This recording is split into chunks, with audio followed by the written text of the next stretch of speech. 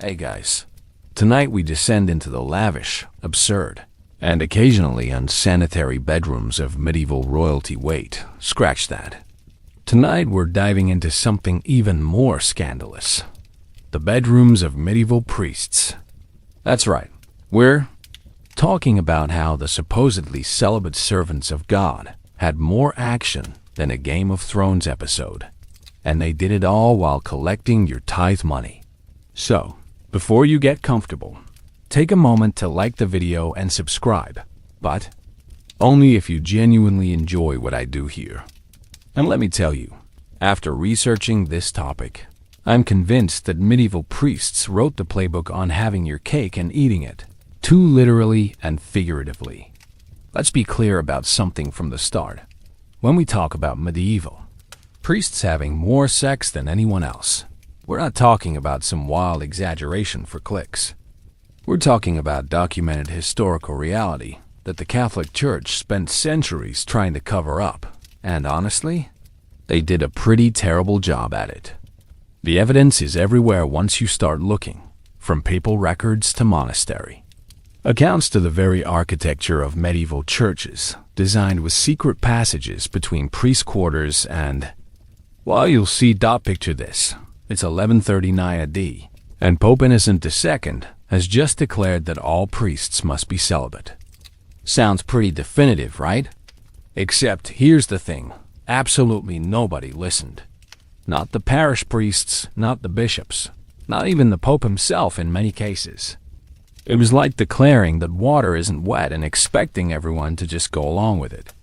The celibacy decree was less of a religious commandment and more of a suggestion that everyone politely ignored while winking at each other. To be fair, before 1139, priests could actually marry. It was totally legal, completely accepted, and nobody batted an eye. But then the church decided they wanted to consolidate power and prevent church property from being inherited by priest children. Sound familiar? It's the same logic medieval kings used when they wanted to keep land in the family, except the church's family was supposed to be God, not Father Mackenzie's 5 kids with 3 different women. So what happened after the celibacy rule?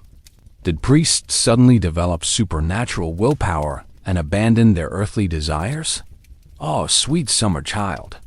They just got creative with terminology. Wives became housekeepers. Girlfriends became spiritual advisors. Children became nephews and nieces. It was like watching a medieval version of Don't Ask, Don't Tell. Except everyone was asking, and everyone was definitely telling. The numbers tell the real story here. Conservative estimates suggest that between 50 to 80% of medieval priests were in active sexual relationships. And these aren't Protestant propaganda numbers. These come from the church's own internal investigations and records. When your organization is supposedly built on celibacy, and 4 out of 5 employees are breaking that rule, you don't have a few bad apples. You have a completely different orchard. But here's where it gets really interesting. Medieval priests didn't just have as much sex as everyone else. They had significantly more opportunities, more variety, and more freedom than virtually any other group in medieval society. Think about it logically. Peasants were working 16-hour days in the fields and living in one-room hovels with their entire extended families. Privacy? What privacy? Romance? Hard to be romantic when you smell like pig manure and haven't bathed since the Crusades ended. Meanwhile, merchants and craftsmen had guild oversight breathing down their necks, strict marriage contracts, and business partnerships that monitored their every move. Nobles had it even worse in some ways: political marriages, family alliances, and about as much romantic freedom as a chess piece. But priests? Priests had authority, respect, privacy, disposable income, and absolutely no official oversight. When it came to their personal lives, it was like being given the keys to the medieval candy store and being told to guard it yourself. And yet, this isn't just a story about hypocrisy, though there's plenty of that. It's a story about how power, wealth, And institutional protection can create environments where the rules simply don't apply to certain people. Sound familiar?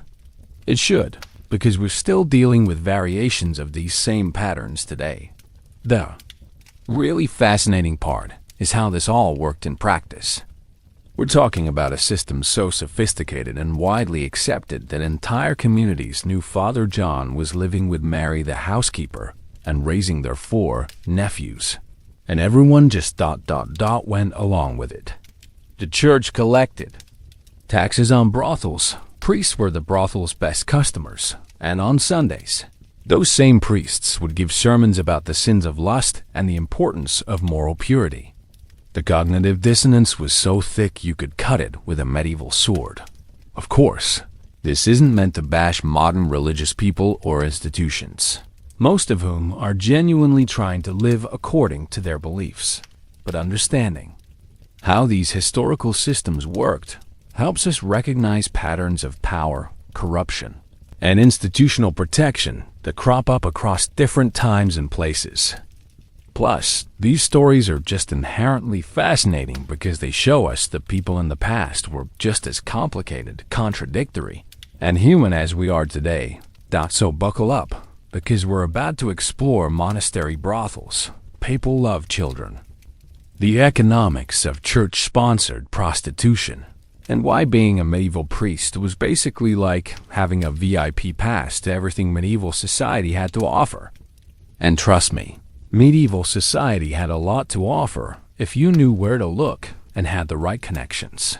Still, before we dive into the juicy details, remember that this isn't just about sex. It's about power, economics, social structures, and how institutions can create their own realities that exist completely separate from their stated values. Let's get started. Let's be honest, the entire concept of priestly celibacy was built on a foundation of economic convenience disguised as spiritual purity, and everyone involved knew it from day one. The story begins in 1139 AD with Pope Innocent II's declaration at the Second Lateran Council. But to understand just how spectacular this failure was, we need to go back a bit further and look at what priests were actually doing before someone decided to make their love lives officially complicated. Before 1139, the Catholic Church had what we might call a reasonable approach to human sexuality among its clergy. Priests could marry, have families, own property, and generally live like normal human beings who happened to work in the God business. It wasn't scandalous, it was Tuesday. Parish priests across Europe had wives who were respected members of the community, children who inherited their father's position, and nobody thought this was remotely problematic. In fact, married priests were often seen as more trustworthy because they had skin in the game, so to speak. They understood the struggles of family life and could offer practical advice beyond pray about it. But then economics reared its ugly head, as economics always does when there's power and property involved. The church was accumulating massive amounts of land, wealth, and political influence across medieval Europe, and they had a problem. Priests' children kept inheriting church property. Every time a priest died, chunks of church wealth would pass to his legitimate heirs instead of staying within the organization. It was like watching your investment portfolio drain away one inheritance at a time. To be fair, this wasn't entirely unreasonable from the church's perspective. They were trying to build a powerful, unified institution that could rival kings and emperors, and having their resources constantly fragmented through inheritance wasn't helping that goal. Sound familiar? It's the same reason modern corporations don't let employees pass their positions to their children. Institutional continuity requires institutional control. So in 1139, Pope Innocent II stood up at the Second Lateran Council and essentially said, "Gentlemen, we have a problem, and the solution is for all of you to stop having sex forever." He declared that all existing marriages of priests were null and void, that future marriages would be forbidden, and that celibacy was now a non-negotiable requirement for ordination. It was like trying to change the rules of a game that thousands of people were already playing, and playing quite successfully. Thank you very much. The response from actual priests was about what you'd expect when you tell a large group of adults that they can no longer engage in basic human relationships. They smiled, nodded politely, and then went home to their wives and continued exactly as before. The only difference was that now they had to be creative with terminology when filling out official church documents. And yet, the church hierarchy had anticipated this problem. They knew that simply declaring celibacy wouldn't make it happen overnight, or even over several centuries, as it turned out. So they developed what we might generously call a flexible enforcement policy. Local bishops were given broad discretion to handle violations as they saw fit, which in practice meant that as long as priests were discreet and didn't cause public scandals, everyone could pretend the rule was being followed. Meanwhile, the economic incentive structure remained completely unchanged.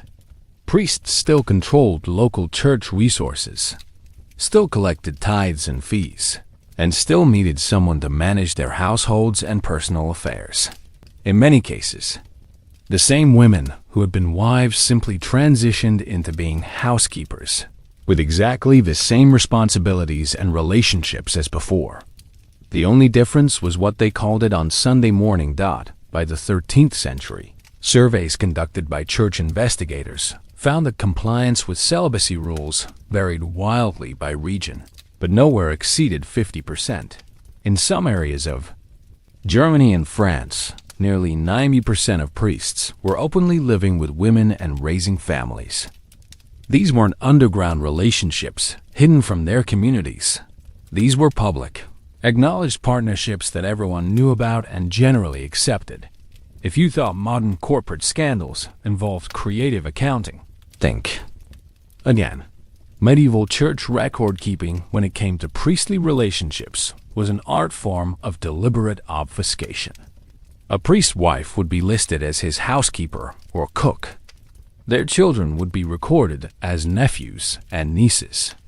Property transfers would be described as charitable donations or household management fees. It was like watching an entire institution collectively agree to participate in an elaborate game of pretend.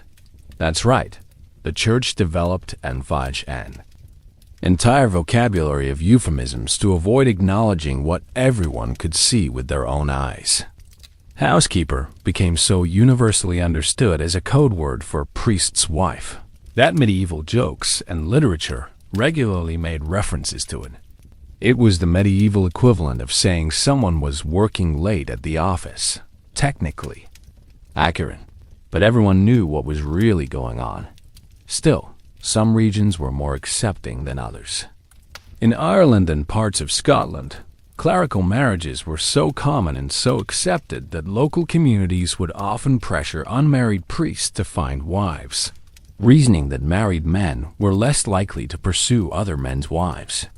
It was a practical solution to a practical problem, and worked reasonably well until church reformers decided that practical solutions were less important than theological purity. Of course, the church's official position remained unchanged throughout this period. Publicly, they maintained that celibacy was a sacred requirement and that any violations were serious sins requiring penance and reform. Privately, they collected fees from priests who wanted to legitimize their relationships, imposed financial penalties instead of removing non-compliant clergy, and generally treated the whole situation as a revenue stream rather than a moral crisis. And yet, this wasn't entirely cynical exploitation, though there was plenty of that. Many church leaders genuinely believed that celibacy was spiritually important, even if they struggled to implement it practically.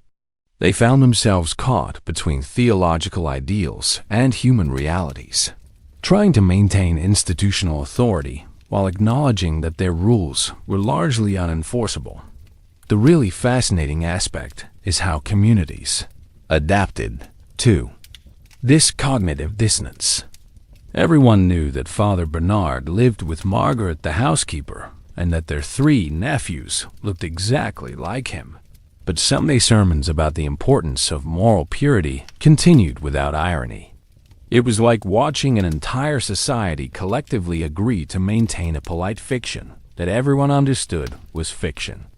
Meanwhile, the economic benefits of the celibacy rule continued to flow to the church hierarchy, regardless of whether individual priests actually followed it. Property stayed within the institution. Inheritance disputes were minimized, and the church's wealth continued to consolidate. From a purely business perspective, the policy was a spectacular success. It just had nothing to do with actual celibacy. If you thought this contradiction might eventually resolve itself through either genuine reform or official policy changes, you'd be disappointed. The gap between official rules and actual practice persisted for centuries, creating a culture where institutional hypocrisy was so normalized that it became invisible. Priests learned to navigate the system. Communities learned to accept the contradictions. And church leaders learned to collect revenue from both the violations and the enforcement efforts stocked by the late medieval period. The question wasn't whether priests were following celibacy rules.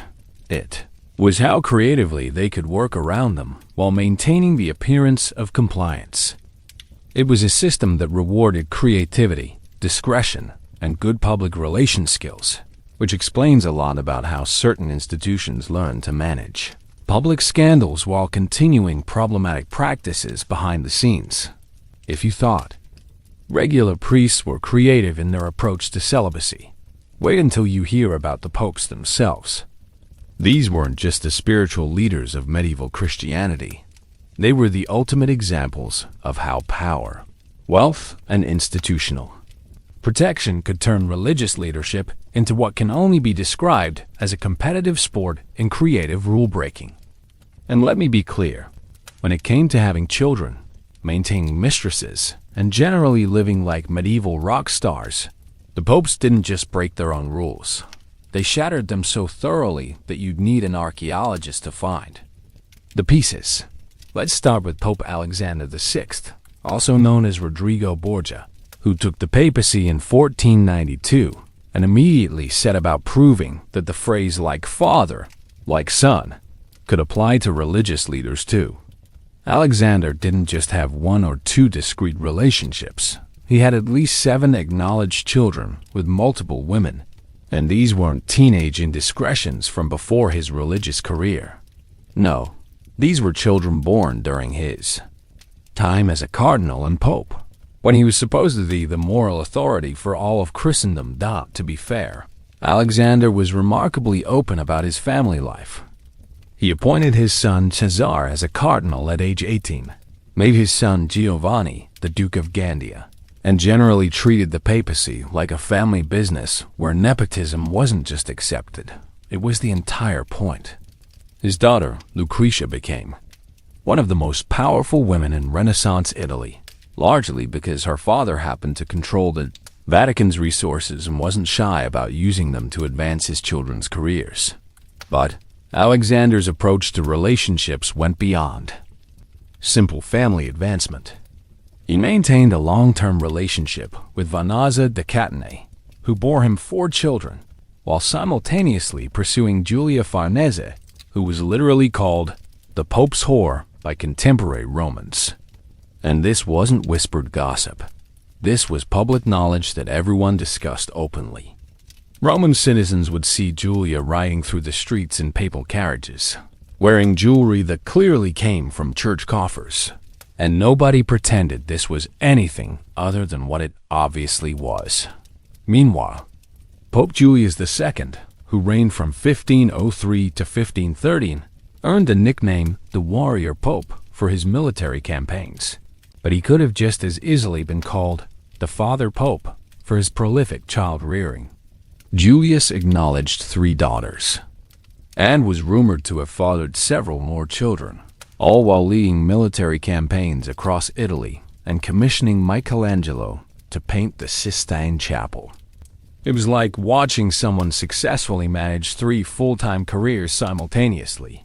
Military commander, art patron, and father to multiple families. Thought the really remarkable thing about Julius wasn't just that he had children. It was how completely integrated his family life was with his papal duties. His daughters married into prominent Italian families, creating political alliances that served papal interests. His military campaigns were planned around family considerations. Even his artistic commissions reflected his desire to create lasting monuments that would benefit his children's social standing. He turned the contradiction between celibacy and family life into a comprehensive strategy for papal power. And yet, these examples pale in comparison to Pope John XII, who reigned in the 10th century and essentially turned the Vatican into what medieval chroniclers described as a brothel. John wasn't content with maintaining discreet relationships or even open mistresses.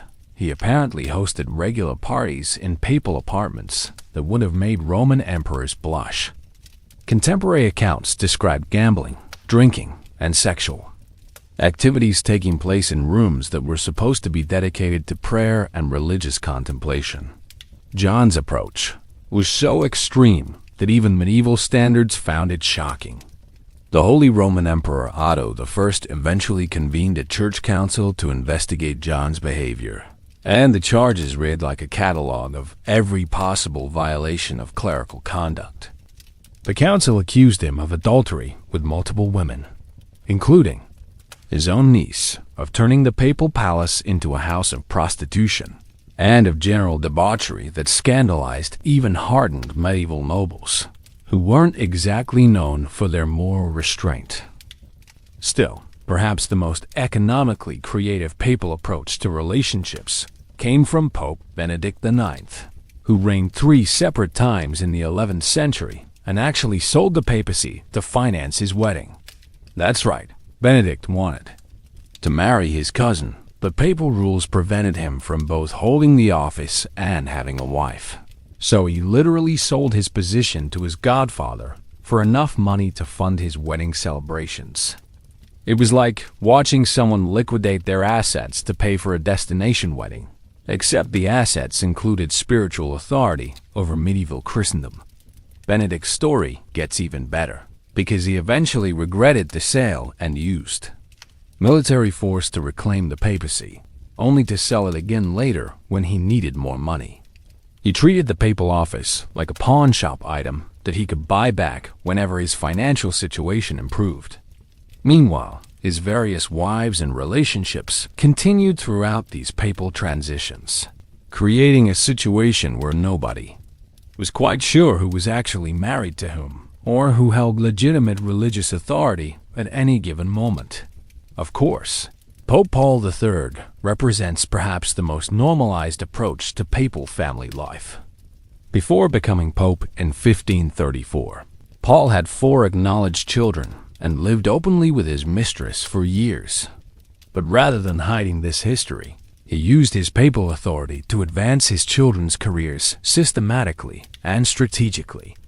He made his teenage grandson a cardinal, arranged advantageous marriages for his other descendants, and essentially treated the church as a family inheritance system. Paul's approach was remarkable because it demonstrated how completely the contradiction between celibacy rules and actual practice had been institutionalized. He didn't apologize for his family, didn't try to hide his relationships, and didn't treat his papal election as requiring any change in how he supported his descendants. Instead, he used papal resources to build a family dynasty that lasted for generations and influenced Italian politics long after his death. The economic implications of these papal families were staggering. We're talking about church resources being systematically diverted to support papal children, grandchildren, and mistresses across multiple generations. Papal mistresses received regular allowances from church funds. Papal children were appointed to lucrative church positions regardless of their qualifications. Papal grandchildren inherited property that technically belonged to the church but was treated as family wealth. And yet, none of this was considered particularly shocking by contemporary standards. Medieval and Renaissance Europeans understood that powerful men had multiple relationships and supported large extended families. The contradiction was that these particular powerful men were supposed to be celibate religious leaders, but everyone had apparently agreed to ignore that detail, in favor of accepting the reality of how power actually worked. Meanwhile, the diplomatic implications were equally complex.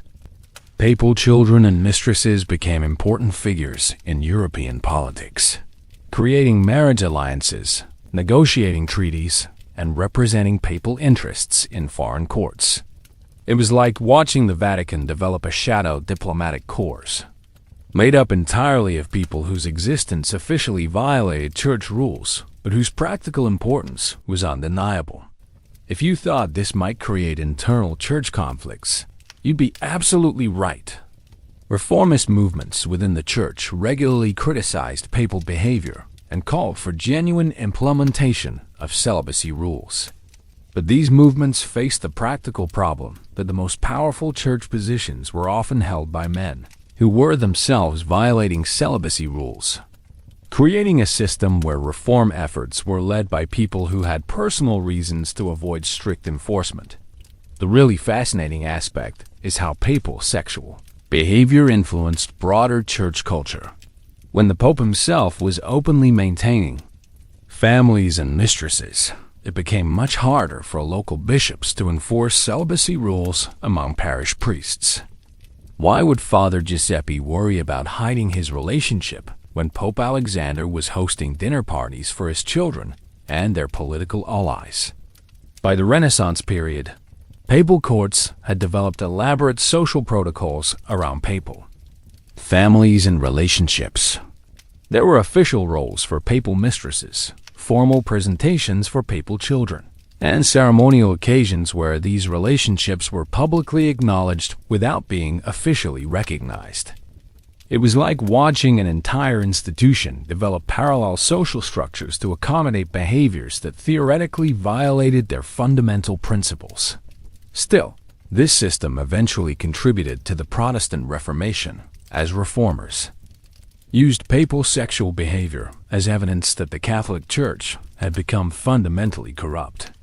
Martin Luther and other Protestant leaders regularly cited papal families and mistresses as proof that the Church had abandoned its spiritual mission in favor of worldly power and pleasure. Let's be clear about something. The medieval housekeeper system wasn't some accidental linguistic confusion or occasional bend of the rules. It was a sophisticated, widely understood, and completely institutionalized method for priests to maintain families while technically complying with celibacy requirements.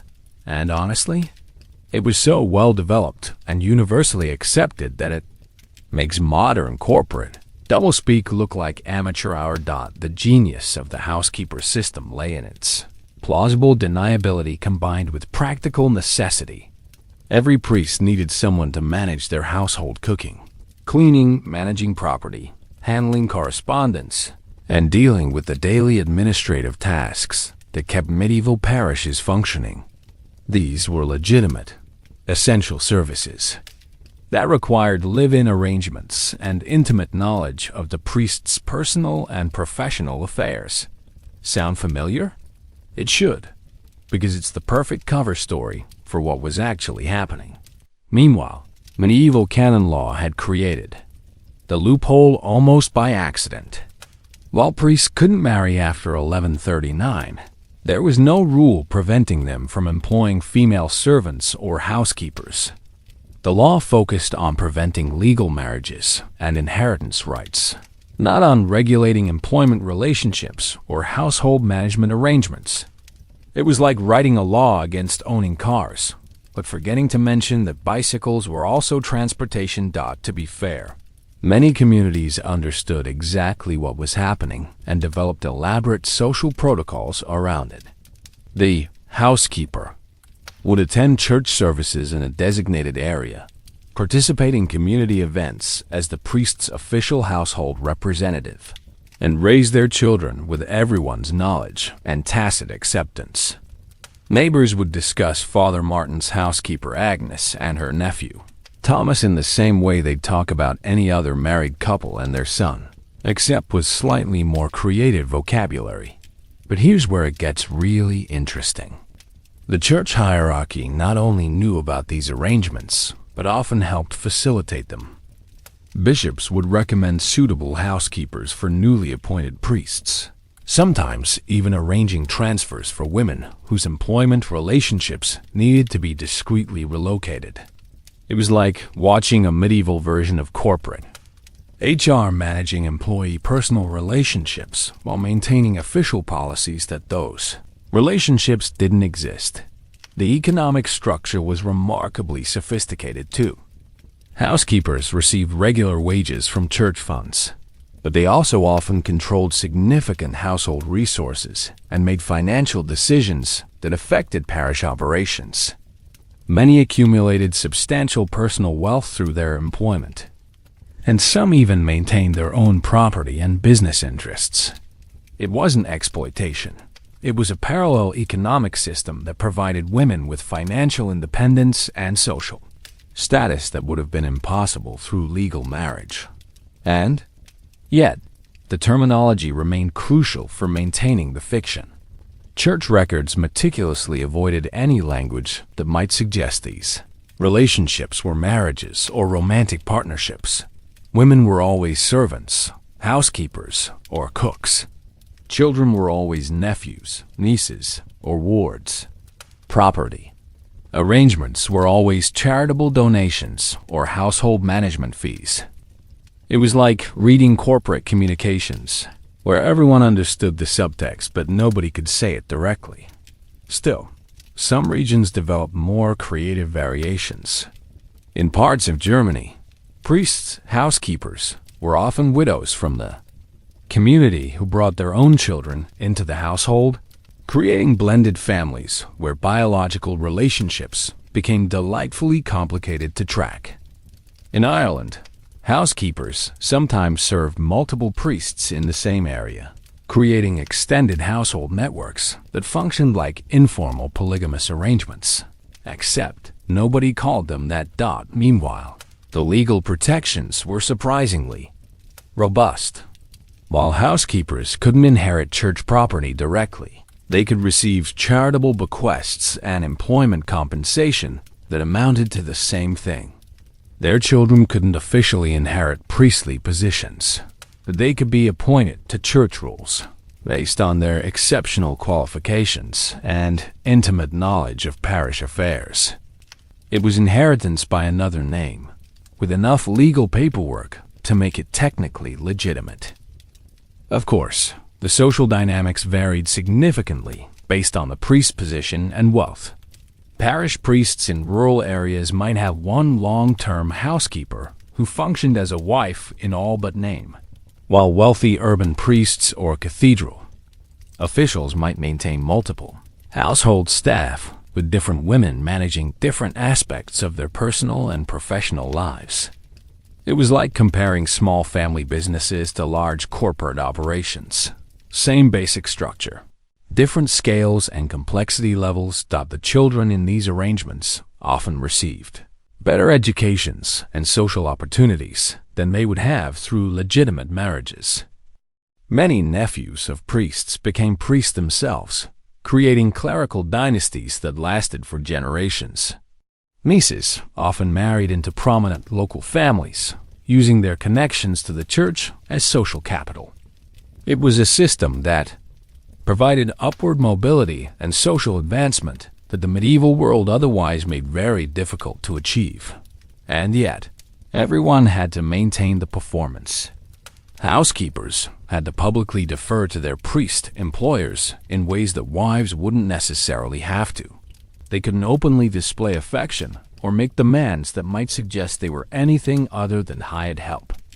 Their children had to address their fathers formally and show appropriate respect for their uncle's clerical authority.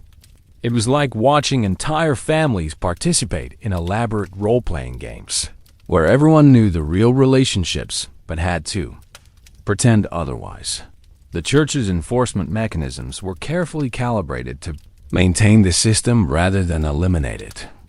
Bishops might occasionally investigate reports of inappropriate relationships between priests and their housekeepers, but these investigations typically focused on whether the arrangements were causing public scandal rather than whether they actually existed.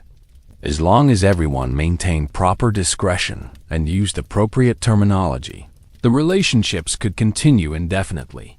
If you thought this might create psychological stress or family dysfunction, contemporary accounts suggest the opposite. Many of these arrangements lasted for decades and produced stable, loving families where the only unusual aspect was the creative vocabulary everyone used to describe their relationships. Children grew up understanding their family situation and learning to navigate the social expectations that came with it. It was complicated, but it seemed to work reasonably well for most people involved by the late medieval period. The housekeeper system had become so normalized that church authorities developed official guidelines for managing these relationships. There were rules about appropriate behavior in public, guidelines for financial arrangements, and protocols for handling inheritance issues. It was like watching an organization create comprehensive HR policies for a category of relationships that officially didn't exist. The regional variations tell us a lot about how local cultures adapted the system to their particular needs and values. In Mediterranean areas, housekeepers often came from the same social class as the priests and maintained significant independence and authority within their communities. In northern European regions, the arrangements were often more discreet, but also more economically integrated, with housekeepers managing substantial business operations and property holdings. Still, the system required constant navigation of social expectations and legal requirements. Housekeepers had to balance their actual authority within their households with the public deference expected from employees. Priests had to manage their genuine emotional relationships while maintaining professional boundaries in their official duties. Communities had to acknowledge these families while respecting the fiction that they were something else entirely. Meanwhile, women who chose to become priests, housekeepers, often had more autonomy and financial security than they could have achieved through conventional marriages. They controlled household resources, made important decisions about family matters, and often accumulated personal wealth and social connections that provided long-term security. It was an alternative path to female empowerment that worked within medieval constraints while quietly subverting them. The longevity of these relationships often exceeded that of conventional medieval marriages. Without the legal and financial complications that came with divorce, couples could separate if their relationships deteriorated, but they could also maintain stable partnerships for decades without external interference. Many housekeeper relationships lasted longer and produced more children than the average medieval marriage, suggesting that the system provided genuine emotional and economic benefits for the people involved. And yet, this entire elaborate system existed to maintain a religious rule that virtually nobody actually followed, while ensuring that the institutional benefits of that rule continued to flow to church leadership. It was a masterpiece of social engineering that allowed everyone to get what they wanted while maintaining the polite fiction that nobody was getting what they actually wanted. If you thought the church's relationship with sexuality was limited, the priests having creative housekeeping arrangements, you'd be drastically underestimating medieval institutional entrepreneurship. The Catholic Church didn't just tolerate prostitution. They owned it, operated it, taxed it, and turned it into one of their most reliable revenue streams. And I'm not talking about some minor side business or occasional corrupt official skimming profits. I'm talking about systematic, institutionalized ownership and operation of brothels across medieval Europe, with church authorities collecting rent, licensing fees, and direct percentages of prostitution income. Let's be clear about the scale. Here, estimates suggest that church-owned or church-licensed brothels generated between 20 to 30% of total church revenue in major medieval cities. This wasn't pocket change or occasional donations. This was a major business operation that required sophisticated management, regulatory oversight, and financial accounting.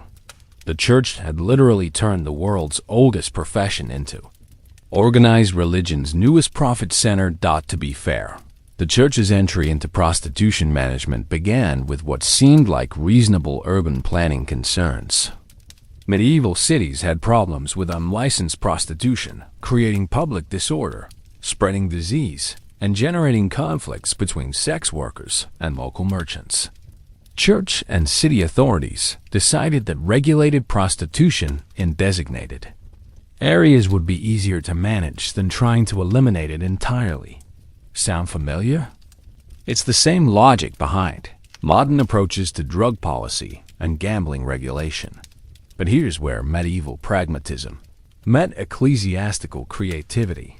Rather than simply regulating prostitution, church authorities decided to own the buildings, license the operations, and collect direct revenue from what became essentially church-sponsored brothels. It was like watching a non-profit organization discover that they could solve social problems while generating substantial unrestricted revenue, and then building their entire business model around it. The economics were remarkably sophisticated. Church-owned brothels typically charged rent to sex workers, collected licensing fees from operators, imposed taxes on customer transactions, and took percentage cuts of total revenue. In addition, many church brothels sold food, alcohol, and other services, creating comprehensive entertainment complexes that generated multiple income streams. It was like medieval adult entertainment venues designed by people who understood both human nature and profit maximization. Meanwhile, the legal framework was carefully constructed to maintain the church's moral authority while maximizing their financial returns. Prostitution was officially sinful and morally condemned, but it was also officially recognized as a necessary social service that required proper regulation and oversight. The church positioned itself as reluctantly providing this regulation in service of public order and moral improvement, while collecting substantial fees for their public service. And yet, church authorities weren't content with simply owning brothel properties and collecting rent. They developed comprehensive operational guidelines that covered everything from working conditions and health requirements to pricing structures and customer behavior. Some church-owned brothels had dress codes for sex workers, mandatory attendance at religious services, and required participation in Christian festivals. It was like watching religious authorities create HR departments for organizations that officially contradicted their stated values. The regional variations were fascinating too. In southern France and northern Italy, church-owned brothels were often elaborate establishments that catered to wealthy merchants and traveling nobles, featuring extensive amenities and sophisticated entertainment beyond basic sexual services. In German cities, church brothels typically focused on serving local working populations with more straightforward, affordable services. Each approach was carefully tailored to local economic conditions and customer demographics. Still, the most remarkable aspect wasn't the business operations. It was how completely integrated these enterprises were with regular church activities. Many church-owned brothels were located within walking distance of major cathedrals and parishes. Sex workers from church brothels regularly attended religious services and participated in community religious festivals. Some church brothels even provided financial support for local religious celebrations and charitable activities. If you thought this created theological complications, you'd be right. but medieval church authorities had developed sophisticated rationalizations for their prostitution enterprises. They argued that regulated prostitution prevented more serious sexual sins like adultery and rape. They claimed that church ownership ensured better treatment of sex workers and more moral oversight of customer behavior. They maintained that the revenue supported important charitable work and religious activities. It was theological gymnastics that would impress modern corporate ethics consultants. The customer base for church-owned brothels was particularly interesting because it included significant numbers of church personnel themselves. Priests, monks, and other clerical staff were regular customers at brothels owned and operated by their own institution. It was like watching employees get company discounts at businesses that officially violated their workplace conduct policies. The cognitive dissonance was so extreme, it almost becomes comedic. Of course, some church authorities genuinely struggled with the moral implications of their prostitution enterprises.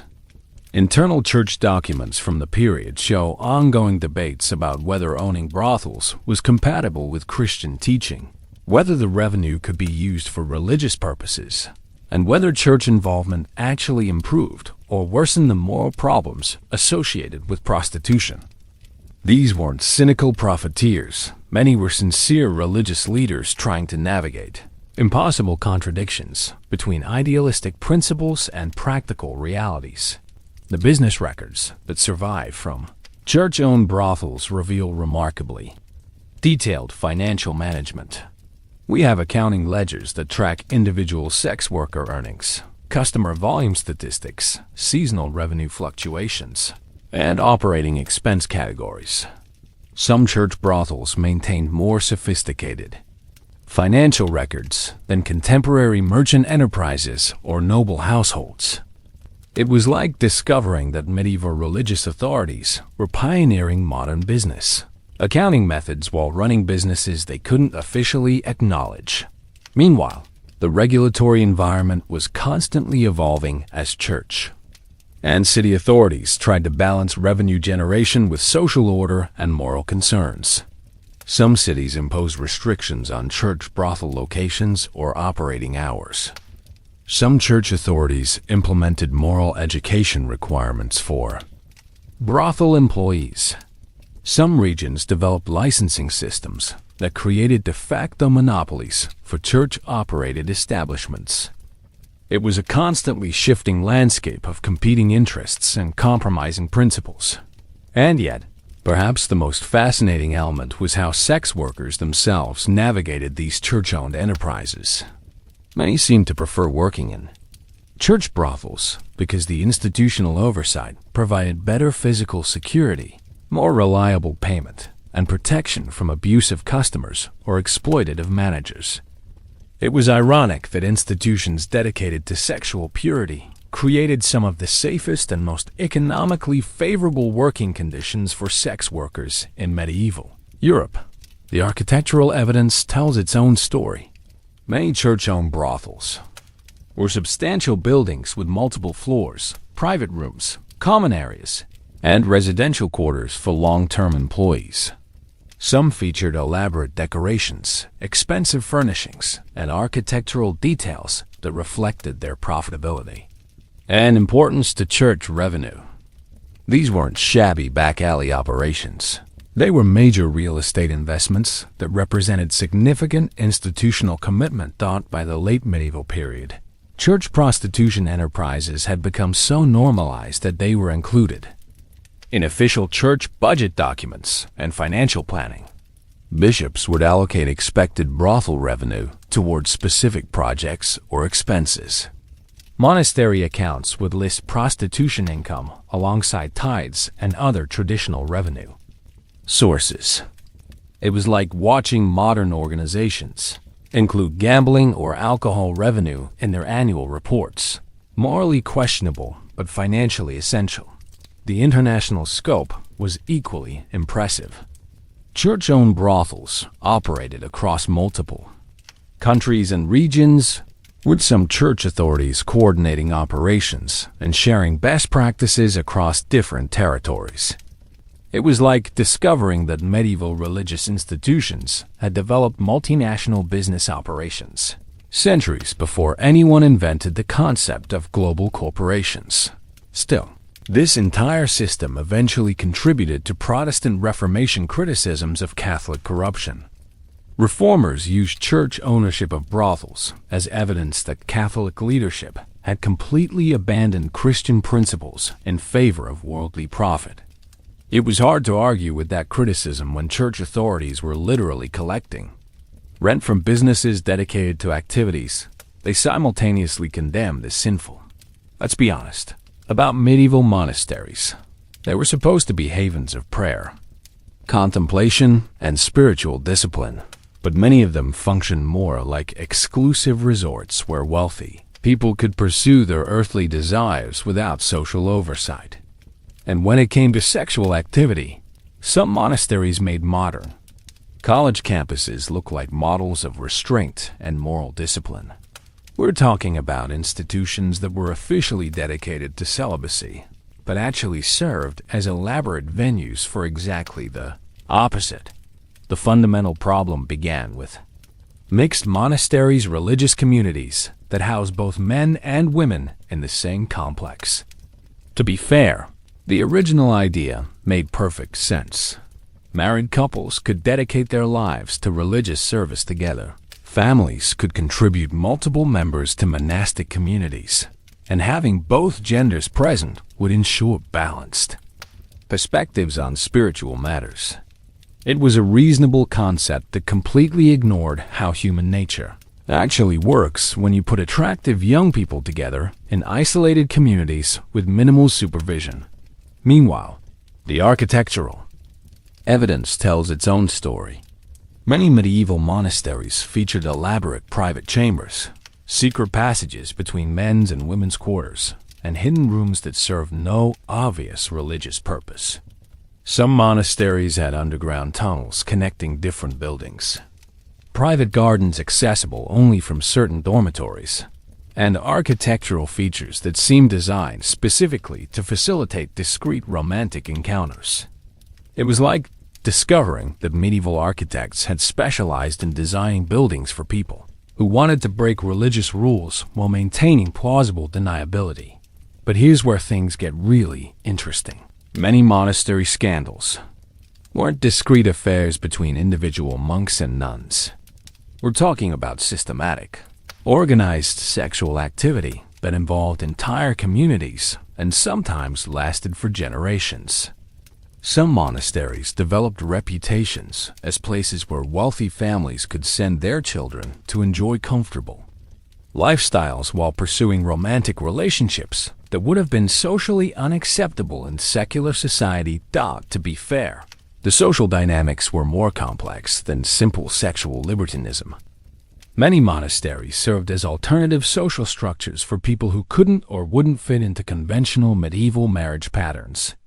Second sons who wouldn't inherit family property, women who wanted to avoid arranged marriages, people from different social classes who wanted to pursue relationships across traditional boundaries. Monasteries provided opportunities for social and romantic connections that the regular medieval world made very difficult. The economic incentives created even more complications. Wealthy families often endowed monasteries with substantial property and resources, expecting their children to live comfortably while pursuing religious vocations. When those children decided that religious life should include romantic relationships, their family's financial support created powerful incentives for monastery leadership to accommodate these preferences rather than enforce strict celibacy rules. And yet, some monasteries took things much further than discrete romantic relationships. Contemporary accounts describe religious festivals that turned into elaborate parties featuring music, dancing, drinking, and sexual activity that would have been scandalous even by secular medieval standards. Some monasteries hosted regular spiritual celebrations that functioned as cover stories for what were essentially medieval orgies. involving both religious personnel and lay visitors. Meanwhile, the supervision systems were almost designed to fail. Many monasteries were governed by abbots or abbesses, who had their own reasons to avoid strict oversight of sexual behavior. Some were pursuing their own relationships and didn't want to invite scrutiny. Others were focused on maintaining the financial support and social connections that kept their institutions operating. Still others seemed to genuinely believe that romantic love could be compatible with religious devotion if properly managed. The documentary evidence includes love letters between monks and nuns, poetry celebrating romantic relationships within monastic communities, and even marriage contracts between religious personnel who had supposedly taken vows of celibacy. Some monasteries maintained detailed records of romantic partnerships, almost like medieval dating services for people who were officially supposed to be focused exclusively on spiritual matters. Still, perhaps the most remarkable examples involved monastic leaders who essentially ran their institutions as personal harems. Some abbots maintained relationships with multiple nuns simultaneously, appointed their romantic partners to leadership positions, and used monastery resources to support their extended families.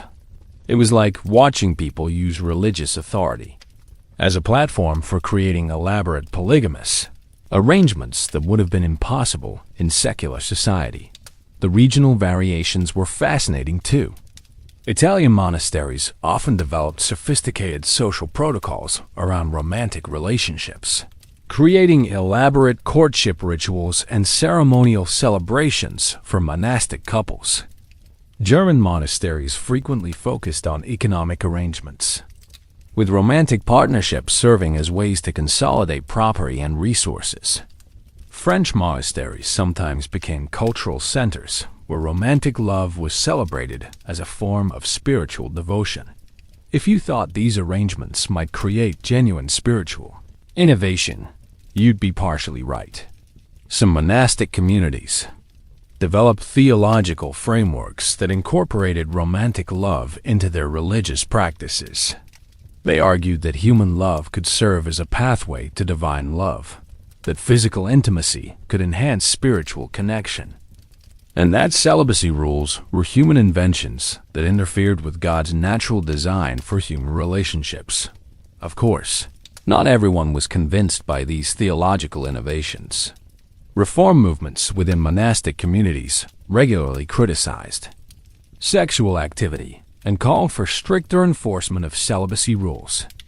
But these reform efforts faced the practical problem that many of the people in positions to enforce celibacy were themselves involved in romantic relationships, creating obvious conflicts of interest that the children born in monastic communities presented particularly complex situations.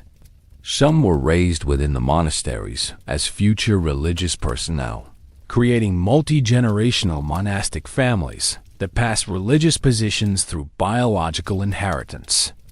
Others were sent to secular families for adoption or care, but maintained connections to their monastic parents throughout their lives. Still others remained in monasteries, but were officially designated as servants or lay assistants, rather than being acknowledged as the children of religious personnel. And yet, many of these monastic families seemed to function reasonably well.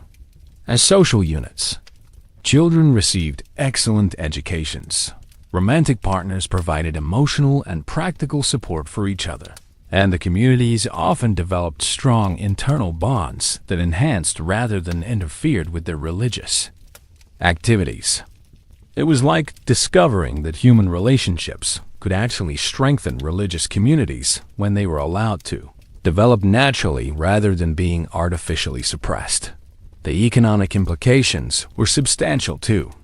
Monastic communities with active romantic relationships often attracted more donations, recruited more members, and maintained better community relationships than strictly celibate institutions. It turned out that people preferred supporting religious communities that seemed happy and fulfilled rather than those that seemed to be constantly struggling with impossible behavioral requirements. Meanwhile, the artistic and cultural contributions from these monasteries were often remarkable. Communities where romantic relationships were accepted and celebrated produced some of the most beautiful religious art, music, and literature of the medieval period. It was as if removing the stress and contradiction around human sexuality freed people to focus their creative energies on genuinely inspired religious expression. The architectural evolution tells its own story about how these communities adapted to accommodate both religious and romantic life. Later medieval monasteries often featured more private spaces, better separation between public and personal areas, and architectural elements that reflected the reality of monastic family life rather than the theoretical ideal of individual celibacy. By the late medieval period, some monasteries had essentially become religious communities for married couples and families, maintaining the forms and ceremonies of traditional monastic life while completely abandoning the behavioral restrictions that had originally defined monastic vocation. It was like watching institutions evolve organically to serve human needs rather than abstract principles. Still, this entire system contributed to broader criticisms of medieval religious institutions and provided ammunition for Protestant reformers, who argued that Catholic monasticism had become fundamentally corrupt. The gap between official religious rules and actual religious practice was so enormous that it undermined the credibility of the religious authority more generally. Let's be clear about something that should be obvious, but somehow gets overlooked. In most discussions of medieval sexuality, priests didn't just have as much sex as everyone else. They had dramatically more opportunities, resources, freedom, and access than virtually any other group in medieval society. And this wasn't some accident of history or occasional abuse of power. This was a systematic advantage built into the very structure of medieval society that made the priesthood the absolute best career choice for anyone who wanted maximum sexual opportunity with minimum consequences. Think about this logically for a moment. Medieval peasants, who made up roughly 90% of the population, were working 16-hour days in agricultural labor that left them exhausted, dirty, and focused entirely on survival. They lived in one-room houses with their parents, children, livestock, and extended family members. Privacy didn't exist. Personal hygiene was a luxury they couldn't afford. Free time was a concept that wouldn't be invented for several centuries. Romance? Hard to be romantic when you smell like pig manure and your idea of a special date is not dying of starvation before winter ends. Meanwhile, merchants and craftsmen had slightly better living conditions, but they faced constant oversight from guild authorities, business partnerships that monitored their personal behavior, and economic pressures that made every decision subject to community scrutiny.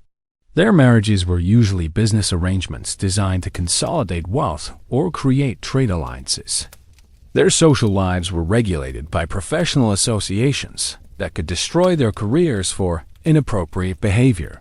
They had more money than peasants, but they also had more people watching how they spent it. To be fair, medieval nobles had wealth and leisure time, but they also had the most restricted romantic freedom of anyone in society. Their marriages were political treaties negotiated by families and kingdoms. Their sexual behavior was monitored for diplomatic implications. Their romantic relationships could trigger wars and alliances, or destroy carefully constructed international agreements. They could afford mistresses and lovers, but they also faced consequences that could include execution, exile, or military invasion. It was like being wealthy enough to afford anything but politically constrained from actually choosing anything. But priests? Priests had hit the medieval jackpot when it came to sexual opportunity, and the advantages were so systematic and comprehensive that it's amazing anyone ever chose any other career path. Let's start with the obvious. Priests had authority, not just social respect or professional status, but genuine, institutionally backed authority that made people defer to their judgment, trust their guidance, and provide them with access to situations that would have been impossible for anyone else. And yet, this authority came with remarkable freedom from oversight. Unlike nobles, whose behavior was monitored by other nobles for political implications, or merchants, whose conduct was regulated by guild associations, priests answered primarily to distant church authorities, who had their own reasons to avoid strict supervision. Local bishops were often dealing with the same issues as local priests, creating a system where everyone had incentives to maintain flexible enforcement of behavioral rules. The economic advantages were equally important. Priests controlled significant financial resources through tithes, fees, donations, and church property, but they didn't have the business obligations that constrained merchants or the political responsibilities that limited nobles. They could spend money on personal relationships without having to justify those expenses to business partners, family members, or political allies. It was like having a substantial disposable income with no accountability for how you used it. Meanwhile, the social positioning was perfect for romantic opportunity. Priests were respected community figures who had legitimate reasons to interact with people from all social classes and backgrounds. They conducted marriages, funerals, and religious ceremonies that brought them into contact with every family. In their communities, they provided spiritual counseling that created opportunities for intimate, private conversations with people who were emotionally vulnerable and seeking guidance. Still, perhaps most importantly, priests had privacy. Unlike peasants who lived in crowded communal spaces, or nobles whose households were filled with servants and political observers, or merchants whose living spaces were often attached to their businesses, priests typically lived in substantial private residences with minimal supervision. They had private chambers, personal studies, and domestic spaces that were their own exclusive territory. The religious authority created even more opportunities. People came to priests seeking spiritual guidance, confession, and religious counseling, which meant that priests had regular, private access to people who were sharing their most intimate concerns, fears, and desires. It was like being a therapist, financial advisor, and life coach all rolled into one, except with religious authority that made people even more likely to trust your guidance and follow your suggestions. Of course, the geographical mobility was another huge advantage. Priests could travel between communities for religious duties, attend church conferences and councils, and visit other religious institutions without anyone questioning their movements or monitoring their activities. They had legitimate professional reasons to be away from their home communities regularly, which created opportunities for relationships that would have been impossible for people whose lives were geographically constrained. And yet, the legal protections were perhaps most important of all. Priests operated under church law rather than secular law for many offenses, which meant that sexual misconduct was typically handled through internal church processes rather than public legal proceedings. Even when priests violated celibacy rules or engaged in behavior that would have been criminal for secular individuals, they often faced religious penalties like temporary suspension or transferred to different communities rather than imprisonment, execution, or other serious consequences. The educational advantages created additional opportunities too. Priests were among the most educated people in medieval society, which made them attractive to women who wanted intellectual companionship and sophisticated conversation. They could read and write, understood complex theological and philosophical concepts, and often had knowledge of art, music, and literature that made them compelling romantic partners for people who valued mental stimulation along with physical attraction. Meanwhile, the international networks provided access to opportunities that would have been impossible for most medieval people. Priests could correspond with religious colleagues across different countries, visit monasteries and cathedrals in distant regions, and participate in church activities that brought them into contact with people from diverse backgrounds and cultures. It was like having access to medieval international dating networks that were completely unavailable to anyone else. If you thought the occupational benefits ended there, think again. Priests had flexible schedules that allowed them to pursue personal relationships without conflicting with demanding work obligations.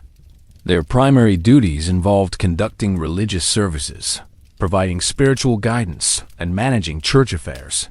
But these responsibilities typically left substantial free time for personal activities. Unlike peasants, who worked constantly, or nobles who had political obligations that consumed their entire lives, priests could organize their time around personal priorities. The cultural expectations actually enhanced rather than limited their romantic opportunities. Medieval society expected priests to be wise, compassionate, and understanding about human nature, which meant that people naturally turned to them for guidance about relationships, sexuality, and emotional concerns. Women who might have been hesitant to discuss intimate matters with secular men felt comfortable seeking advice from priests, creating relationships that often developed beyond spiritual counseling. Still, perhaps the most significant advantage was the combination of all these factors into a comprehensive system that maximized opportunity while minimizing risk. Priests had authority without accountability, wealth without business obligations, privacy without isolation, mobility without supervision, legal protection without political vulnerability, and social access without cultural restrictions. It was like someone had designed the perfect career for maximizing sexual opportunity while minimizing the consequences that typically accompanied such behavior. The documentary evidence supports this analysis completely. Church records show that priests in all regions and time periods had significantly higher rates of sexual activity than any other identifiable social group. They had more partners, more children, more long-term relationships, and more variety in their romantic lives than peasants, merchants, nobles, or any other medieval demographic. The numbers are so consistent across different sources and regions that the pattern is undeniable. And yet, this wasn't necessarily about exploitation or abuse of power, though those certainly occurred. Many priest relationships seem to have been genuine partnerships where both parties benefited from the arrangement. Women gained social status, financial security, and intellectual companionship that would have been difficult to find elsewhere. Priests gained emotional fulfillment, domestic support, and family relationships that enhanced rather than interfered with their professional lives. By the late medieval period, the advantages of priestly life for romantic opportunity had become so well known that some families specifically encouraged sons to pursue religious careers, partly because of the lifestyle benefits rather than spiritual vocations. It was like choosing a profession based on its dating prospects rather than its professional requirements. If you thought priests had every other advantage when it came to romantic opportunities, wait until you understand how the confession system worked in medieval society. We're talking about an institution that gave priests regular, private, intimate access to every woman in their community, while those women were specifically instructed to share their most personal secrets, desires, and vulnerabilities. It was like combining a therapist's office, a dating app, and a romantic advice column, except with religious authority that made people feel obligated to be completely honest about their deepest feelings. Let's be clear about how medieval confession actually functioned, because it was dramatically different from modern religious practices. There were no confession booths with screens and anonymous conversations. Medieval confession typically took place in private chambers, secluded areas of churches, or even priests' personal residences, with face-to-face conversations that could last for hours and cover every aspect of a person's emotional and physical life. To be fair, the original purpose was genuinely spiritual. The church taught that confession was necessary for salvation, that priests could provide spiritual guidance for moral problems, and that private conversations about personal struggles would help people develop better relationships with God. It was meant to be therapeutic, supportive, and focused on spiritual growth rather than personal relationships between priests and their parishioners. But here's the thing. When you create a system where attractive young women are required to regularly meet privately with charismatic, educated, financially secure men to discuss their intimate feelings, desires, and relationship problems, you've accidentally created the most effective seduction scenario in human history. And medieval priests figured this out very quickly. Meanwhile, the psychological dynamics were perfectly designed to create romantic attachments. Women came to confession feeling vulnerable, seeking guidance, and looking for someone who would listen to their problems with empathy and understanding. Priests were positioned as wise, caring, spiritually superior figures who could provide comfort, advice, and emotional support that might be missing from their other relationships. It was like watching someone inadvertently design the perfect conditions for developing romantic feelings, and yet the religious context made everything seem legitimate and appropriate. Women were supposed to trust their priests completely, share their most personal thoughts and feelings, and accept priestly guidance about intimate matters, including sexuality and relationships. The same conversations that would have been scandalous in secular contexts became not just acceptable, but religiously required when they happened during confession. The content of these confessions included everything that modern therapists might discuss with patients, except without professional boundaries or ethical oversight. Women confessed their romantic desires, sexual experiences, relationship problems, family conflicts, and personal fantasies to priests who were often young, attractive, and dealing with their own romantic longings. It was like combining couples therapy with dating advice, except the therapist was available for personal relationships and wasn't bound by professional ethics codes. Still, priests had enormous advantages in these conversations because they controlled the framework and interpretation of everything that was discussed. They could reframe women's concerns in ways that suggested those women needed more personal attention and guidance. They could interpret spiritual problems as requiring more frequent private meetings.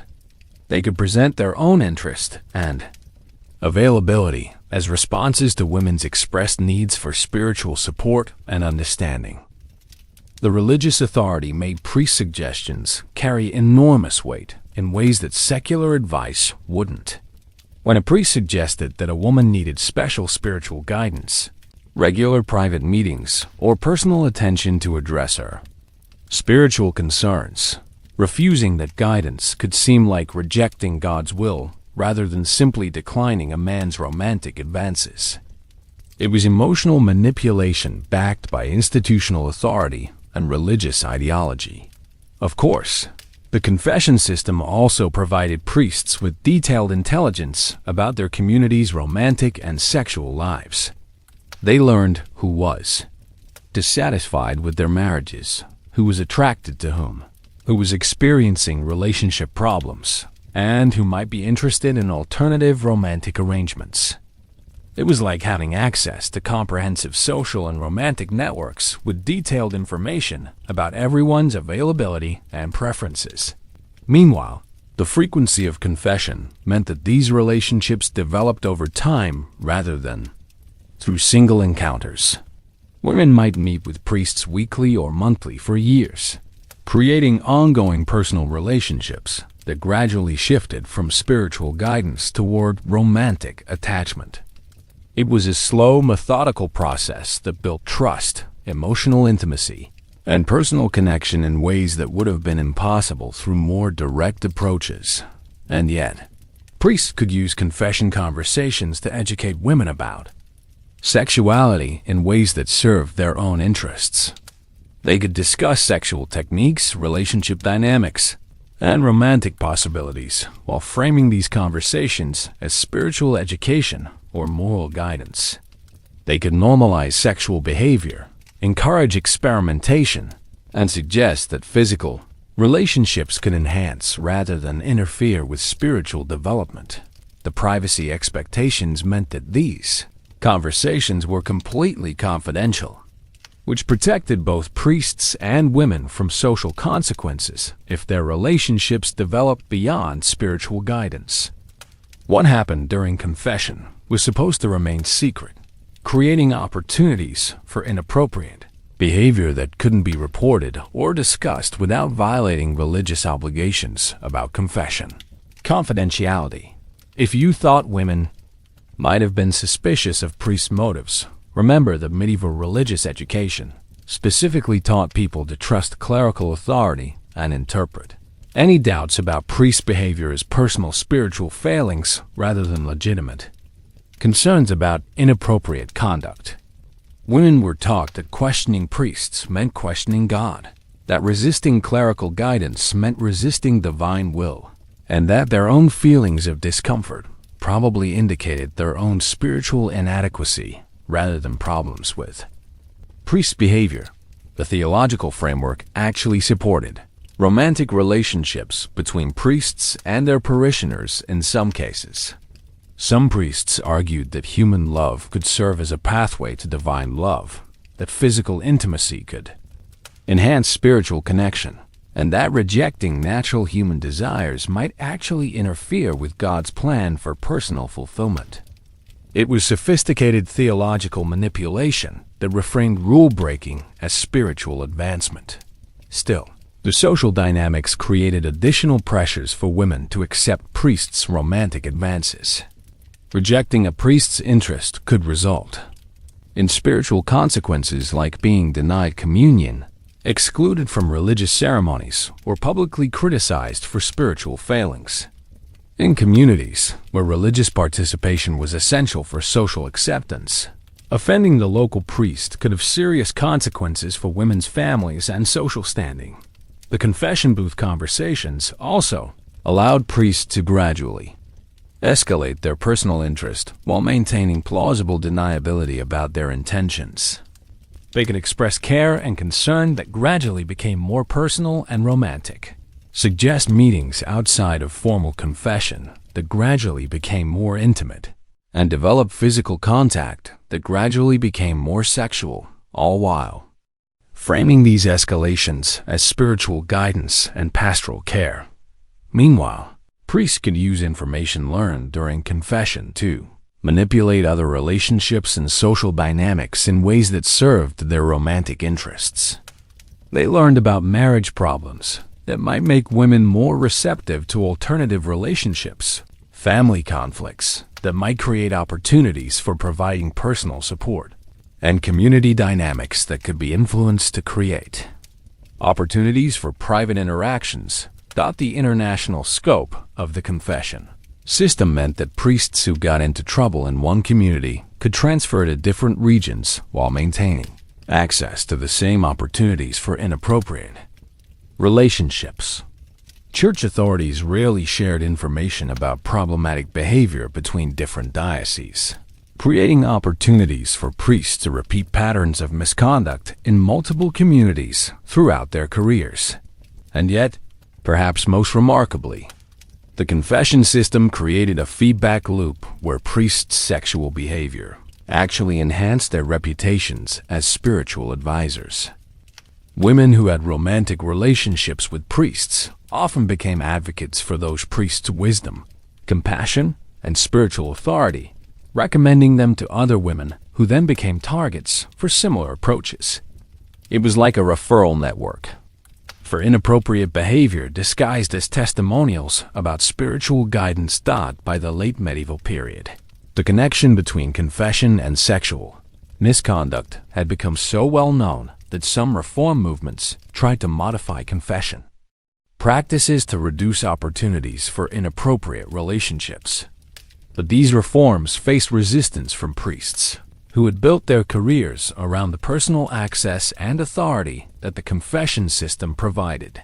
and from communities that had become accustomed to the current system despite its problems. The confession advantage wasn't just about individual misconduct. It was a systematic feature of medieval religious culture that gave priests institutional support for behavior that would have been impossible in any other social context. It was the perfect combination of opportunity, authority, privacy, and social protection that made sexual misconduct not just possible but almost inevitable given the power dynamics involved. Let's be honest about something that medieval people understood but modern observers often miss. Choosing the priesthood over marriage wasn't just a spiritual decision. It was often a rational economic and lifestyle choice that offered dramatically better opportunities for personal fulfillment, financial security, and romantic variety than conventional marriage could provide. And when you compare the actual lived experiences of married men versus priests in medieval society, it becomes pretty clear why intelligent, ambitious men often chose religious careers, even when they had no particular spiritual calling. To be fair, medieval marriage for men wasn't the romantic partnership that modern people might imagine. Marriage was primarily an economic arrangement designed to consolidate property, create political alliances, and ensure legitimate inheritance of family wealth. Love was a nice bonus if it happened, but it wasn't the point. Most marriages were negotiated by families based on financial considerations, social status, and strategic advantages that had nothing to do with personal compatibility or emotional connection. Meanwhile, married men faced enormous financial obligations that consumed most of their income and severely limited their personal freedom. They were responsible for supporting not just their wives and children, but often extended family members, household servants, and various dependents who came with the marriage alliance. Medieval households were complex economic units that required constant management, substantial resources, and careful attention to family relationships that could affect business, partnerships, and social standing. But here's where the economic comparison gets really interesting. Priests had all the financial benefits of wealthy married men without most of the obligations and restrictions. They controlled substantial church resources through tithes, fees, and donations, but they didn't have to share decision-making authority with family members or business partners. They could spend money on personal interests, travel, entertainment, and relationships without having to justify those expenses to anyone or consider how their choices might affect complex family finances. The social obligations were completely different too. Married men were expected to participate in extended family events, maintain relationships with in-laws, navigate complex social hierarchies involving their wives' families, and constantly consider how their behavior might affect family reputation and business relationships. It was like being permanently enrolled in a complex social management course where mistakes could have serious financial and political consequences. And yet, priests had social authority without social obligations. They were respected community figures who could participate in social events when they wanted to, but they weren't required to maintain complex family relationships or navigate the political dynamics that came with marriage alliances. They could focus their social energy on relationships that they found personally rewarding rather than relationships that were imposed by family obligations. The residential situation was enormously different too. Married men typically lived in households that included their wives, children, servants, and often extended family members or business associates. Privacy was limited, personal space was shared, and domestic decisions required consultation with multiple people who had legitimate interests in household management. It was like living in a small community where your personal life was everyone's business. Meanwhile, priests typically lived in substantial private residences where they controlled their domestic environment completely. They could choose their household staff, arrange their living spaces according to their personal preferences, and invite whoever they wanted to spend time in their homes without having to consider family approval or social obligations.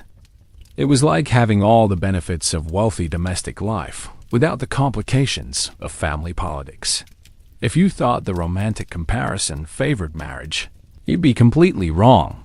Medieval married men were expected to remain faithful to their wives, but they also had limited opportunities to meet other women in social context that would allow for romantic relationships.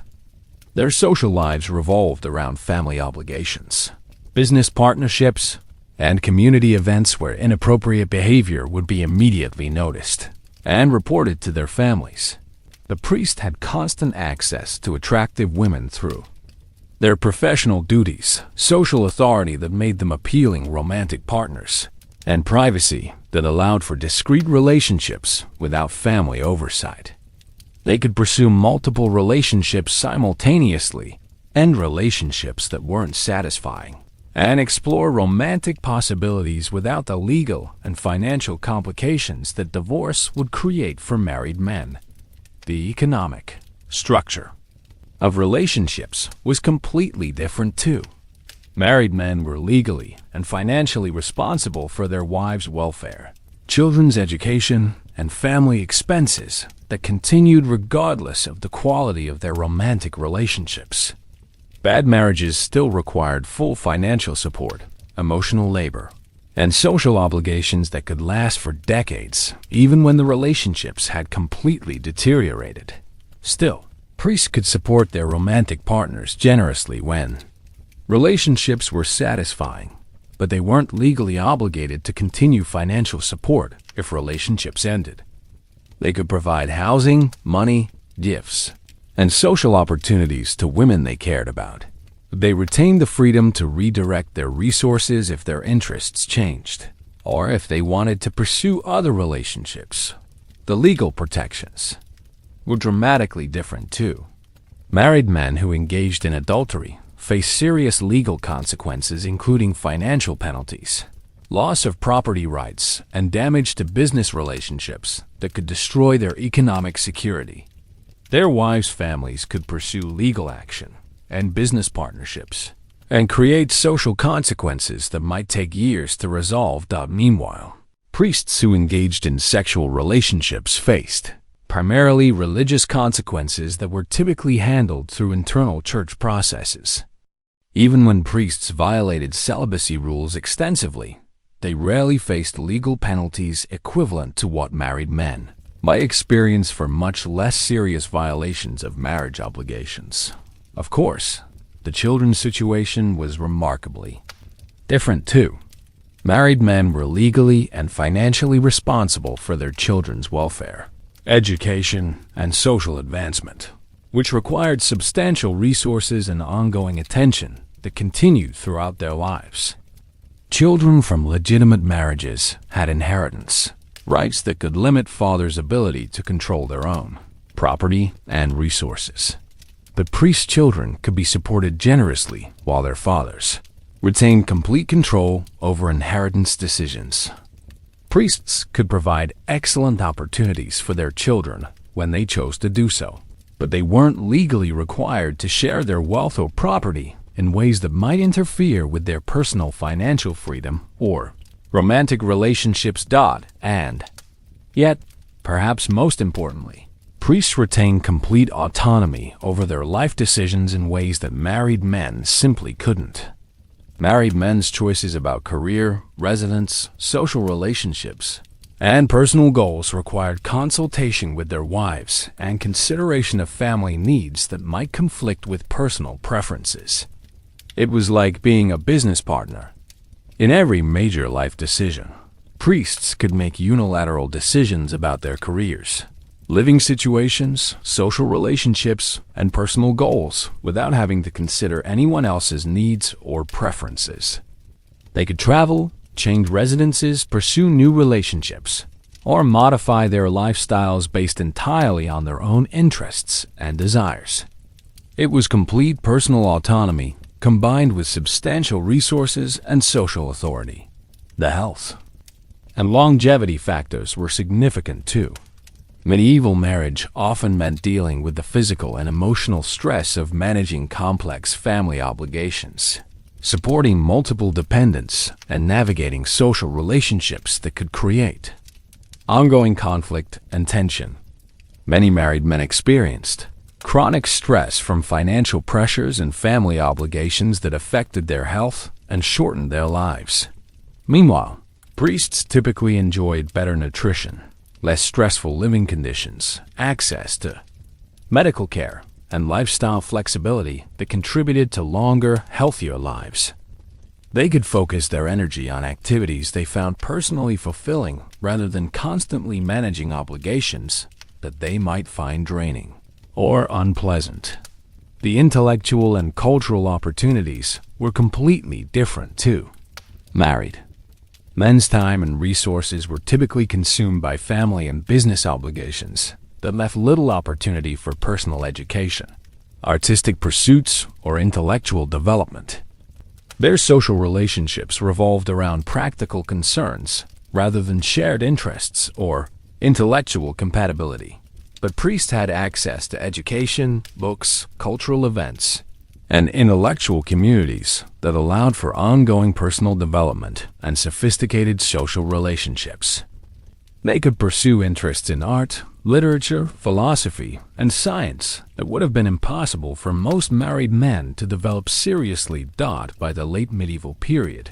The lifestyle advantages of priesthood over marriage had become so apparent that some families encouraged their sons to pursue religious careers partly for the practical benefits rather than spiritual reasons. It was like choosing a profession based on lifestyle considerations rather than vocational calling, except the profession happened to involve religious duties rather than secular work. The comparison wasn't even close. Priests had more money, more freedom, more romantic opportunities, better living conditions, greater social authority, and more personal autonomy than married men could hope to achieve. Medieval people understood this clearly, which explains why the priesthood attracted so many men who showed little evidence of genuine spiritual vocation, but lots of evidence of practical intelligence about lifestyle choices. Let's be clear about something that should terrify anyone familiar with modern institutional scandals. The medieval Catholic Church didn't just tolerate widespread sexual misconduct among its clergy. They developed a sophisticated, systematic cover-up operation that was so effective it kept most of this behavior hidden from historical records for centuries. We're talking about an institutional response to sexual scandals that makes modern corporate damage control look like amateur hour. And they perfected these techniques over hundreds of years of practice. A cover-up system began with what the Church called fraternal correction, which sounds much more benevolent than it actually was. When reports of priestly sexual misconduct reached church authorities, the first response was almost never punishment or removal. Instead, the priest would receive private counseling from his bishop, possibly some additional spiritual guidance, and instructions to be more discreet in the future. It was like getting a gentle warning about workplace behavior violations, instead of facing serious consequences for actions that would have been criminal for anyone else thought to be fair. The Church's approach reflected medieval understanding of sin and redemption, which emphasized personal reform over punitive justice. Church authorities genuinely believed that confession, penance, and spiritual guidance could help priests overcome their sexual behavior and become better religious leaders. The problem was that this approach treated systematic rule-breaking as individual moral failings rather than recognizing institutional problems that required structural solutions. But here's where the system became much more sinister, when fraternal correction inevitably failed to change behavior. Church authorities moved to the transfer system. Priests who continued sexual relationships after being warned would be quietly moved to different parishes, different regions, or even different countries where their histories wouldn't be known, and they could start fresh. It was like witness protection for sexual predators, except sponsored by the institution that was supposed to be protecting potential victims.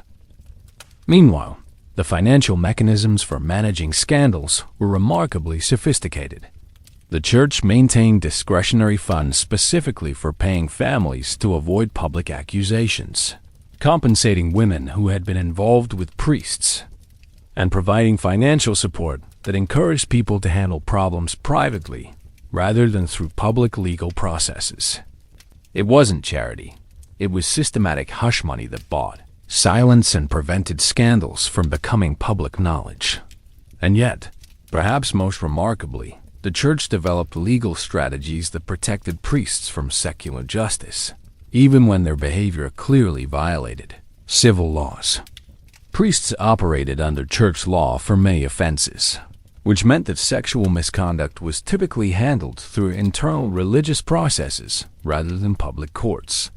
Even when priest behavior was clearly criminal, church authorities could claim jurisdiction and prevent secular authorities from pursuing prosecution. The documentation strategies were equally sophisticated.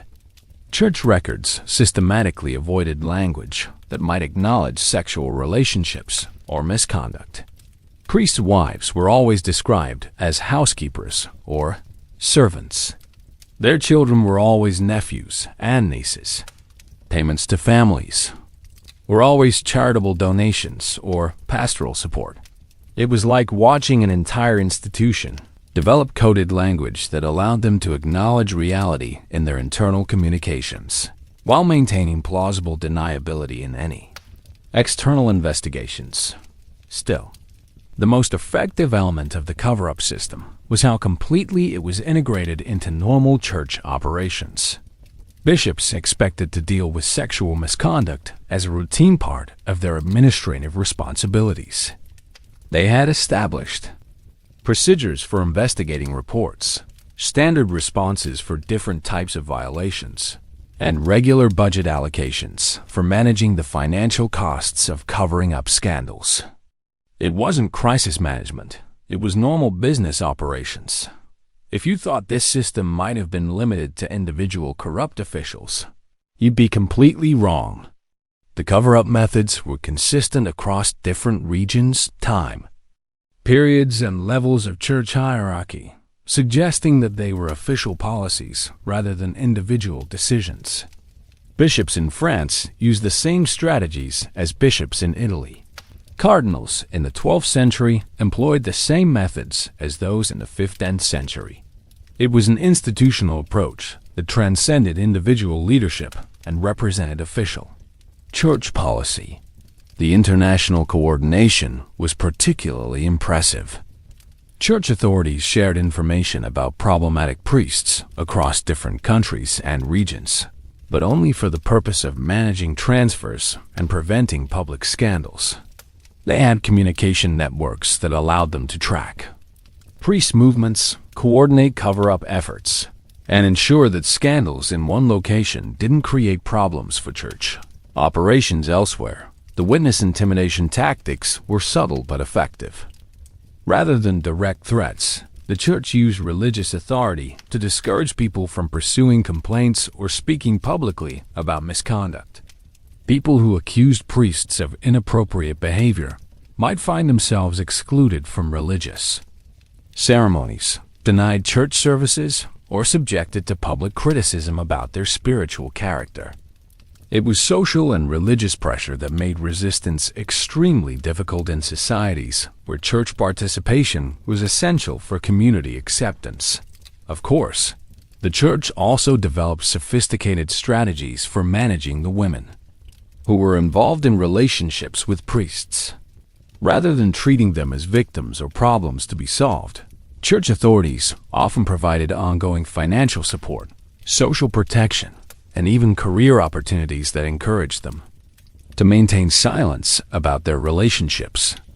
It was like creating a parallel support system that provided benefits for cooperation while making clear that those benefits would disappear if women spoke publicly about their experiences. The legal documentation was carefully crafted to protect the church from future liability while appearing to address misconduct seriously. Internal church investigations produced reports that acknowledged problems in general terms while avoiding specific details that might be used in secular legal proceedings.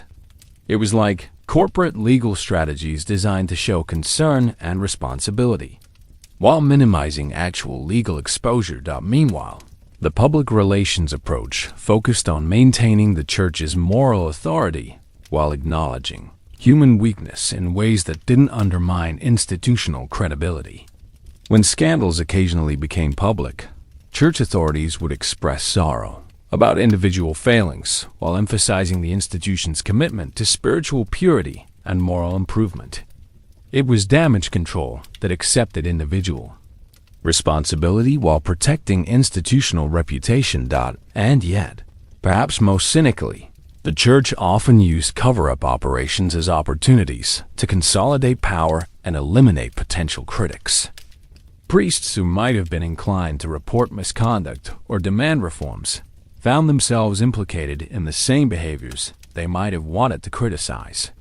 It was a system that created complicity and silence among the very people who might have been most motivated to demand change. The financial costs of the cover-up system were substantial, but church authorities apparently considered them a reasonable investment in protecting institutional authority and preventing larger scandals that might threaten church wealth and political influence. It was like insurance against reputational damage, except the premiums were paid by covering up ongoing criminal behavior. By the late medieval period, the cover-up system had become so sophisticated and normalized that church authorities had developed training programs to teach bishops and other officials how to manage sexual misconduct cases effectively. It wasn't improvised crisis management. It was professional expertise in institutional damage control that was passed down through generations of church leadership. The really disturbing aspect is how completely this system anticipated and addressed every possible threat to church authority that might arise from widespread clerical sexual misconduct. They had strategies for legal challenges, financial pressures, political criticism, and social unrest that might result from public knowledge of priests' behavior. It was comprehensive preparation for managing the consequences of institutional corruption rather than efforts to eliminate the corruption itself. Still, this entire system eventually contributed to the Protestant Reformation as reformers used church cover-up methods as evidence that Catholic leadership had become fundamentally corrupt and untrustworthy. The gap between official church teachings about moral purity and internal church practices for managing moral violations became so extreme that it undermined the institution's credibility and provided ammunition for religious and political opponents. If you thought medieval pre-sexuality was uniform across Europe, you'd be missing one of the most fascinating aspects of this entire phenomenon. Different regions developed completely different approaches to clerical relationships that reflected local cultures, economic conditions, and political situations. We're talking about variations so dramatic that a priest's sexual behavior could be completely acceptable in one region while being scandalous just a few hundred miles away. It was like discovering that medieval Europe had different sexual cultures but happened to coexist within the same religious institution. Let's start with Italy, where church authorities essentially gave up on celibacy enforcement and developed what can only be described as a sophisticated system for managing clerical families. Italian priests didn't just have relationships. They had elaborate social protocols around those relationships that made them almost indistinguishable from secular marriages, except for the terminology. Priests' wives attended social events as respected community members. Their children received excellent educations and advantageous marriages, and nobody pretended these weren't actual families. To be fair, Italian culture had always been more accepting of flexible interpretations of religious rules, and the proximity to Rome meant that Italian church authorities had intimate knowledge of papal behavior that made strict celibacy enforcement seem hypocritical. When local bishops knew that the Pope himself was maintaining mistresses and supporting multiple children, demanding that parish priests follow celibacy rules would have been laughably inconsistent. Meanwhile, the economic integration was remarkable. Italian priests' families became important parts of local business networks, with wives managing substantial financial operations and children inheriting not just church property, but also commercial enterprises that had developed around church activities. Some Italian priestly families accumulated wealth and social influence that rivaled noble households, creating multi-generational clerical dynasties that dominated their communities for centuries. But here's where regional differences get really interesting. German and Northern European approaches were much more discreet but arguably more economically sophisticated. German priests typically maintained long-term relationships that everyone acknowledged privately, while carefully maintaining official celibacy claims in public documents and formal occasions. It was like an entire region had agreed to participate in elaborate social theater, where everyone knew the real relationships but maintained the performance for official purposes. And yet, the German system often provided better financial security for priests' families than the Italian approach. German housekeepers frequently accumulated substantial personal wealth, owned property independently, and maintained business operations that gave them economic autonomy even if their relationships with priests ended. It was like a parallel economy that provided women with financial opportunities that would have been impossible through conventional marriages. The French approach was perhaps most creative, with different regions developing completely different solutions to the celibacy problem. Northern French priests often maintained relationships that were essentially common law, marriages with full community acceptance and support. Southern French priests were more likely to have multiple shorter-term relationships that reflected regional cultural attitudes toward romantic love and sexual variety. Still, perhaps most remarkably, French church authorities often actively facilitated priest relationships by providing guidance on appropriate behavior, financial support for clerical families, and even matchmaking services that help priests find suitable partners. Some French bishops maintained lists of appropriate women who might serve as priests' housekeepers, complete with information about their backgrounds, skills, and financial situations. The English approach reflected the political complexities of church-state relationships, with clerical sexuality becoming entangled with broader conflicts between religious and secular authority. English priests' relationships were often more politically sensitive because they could affect relationships between church and crown, creating situations where priests' personal behavior had diplomatic implications that didn't exist in other regions. Meanwhile, the Irish and Scottish situations were unique because Celtic Christian traditions had different historical approaches to clerical marriage that conflicted with Roman Catholic celibacy requirements. Some Irish priests maintained that their relationships were consistent with older Christian traditions that predated papal celibacy rules, creating theological disputes that went beyond simple rule-breaking into fundamental questions about religious authority and tradition. If you thought Spanish priests might have been more strictly regulated due to the influence of the Inquisition, you'd be partially right, but the reality was more complex. Spanish church authorities were more concerned with religious orthodoxy and political loyalty than sexual behavior, which meant that priests who demonstrated appropriate theological positions and political allegiances could maintain relationships with relatively little interference. The economic variations were equally fascinating. In wealthy Italian city-states, priest relationships often involved substantial dowries, elaborate wedding celebrations, though not officially called marriages, and complex financial arrangements that resembled noble marriage contracts.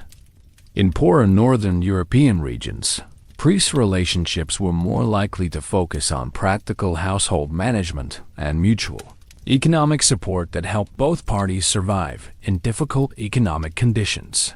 And yet, perhaps most remarkably, these regional differences created opportunities for priests to shop around for locations where their particular relationship preferences would be most acceptable. Priests who wanted multiple partners might seek positions in southern France, while those who preferred long-term monogamous relationships might pursue opportunities in Germany. It was like medieval career planning based on sexual lifestyle preferences. The legal frameworks varied dramatically too. Some regions developed elaborate church law interpretations that made clerical relationships technically permissible under specific circumstances. Other regions simply ignored church law enforcement while maintaining official compliance claims.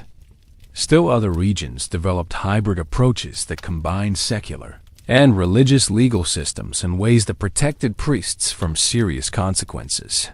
Meanwhile, the social acceptance patterns reflected broader cultural attitudes about sexuality, authority, and institutional power.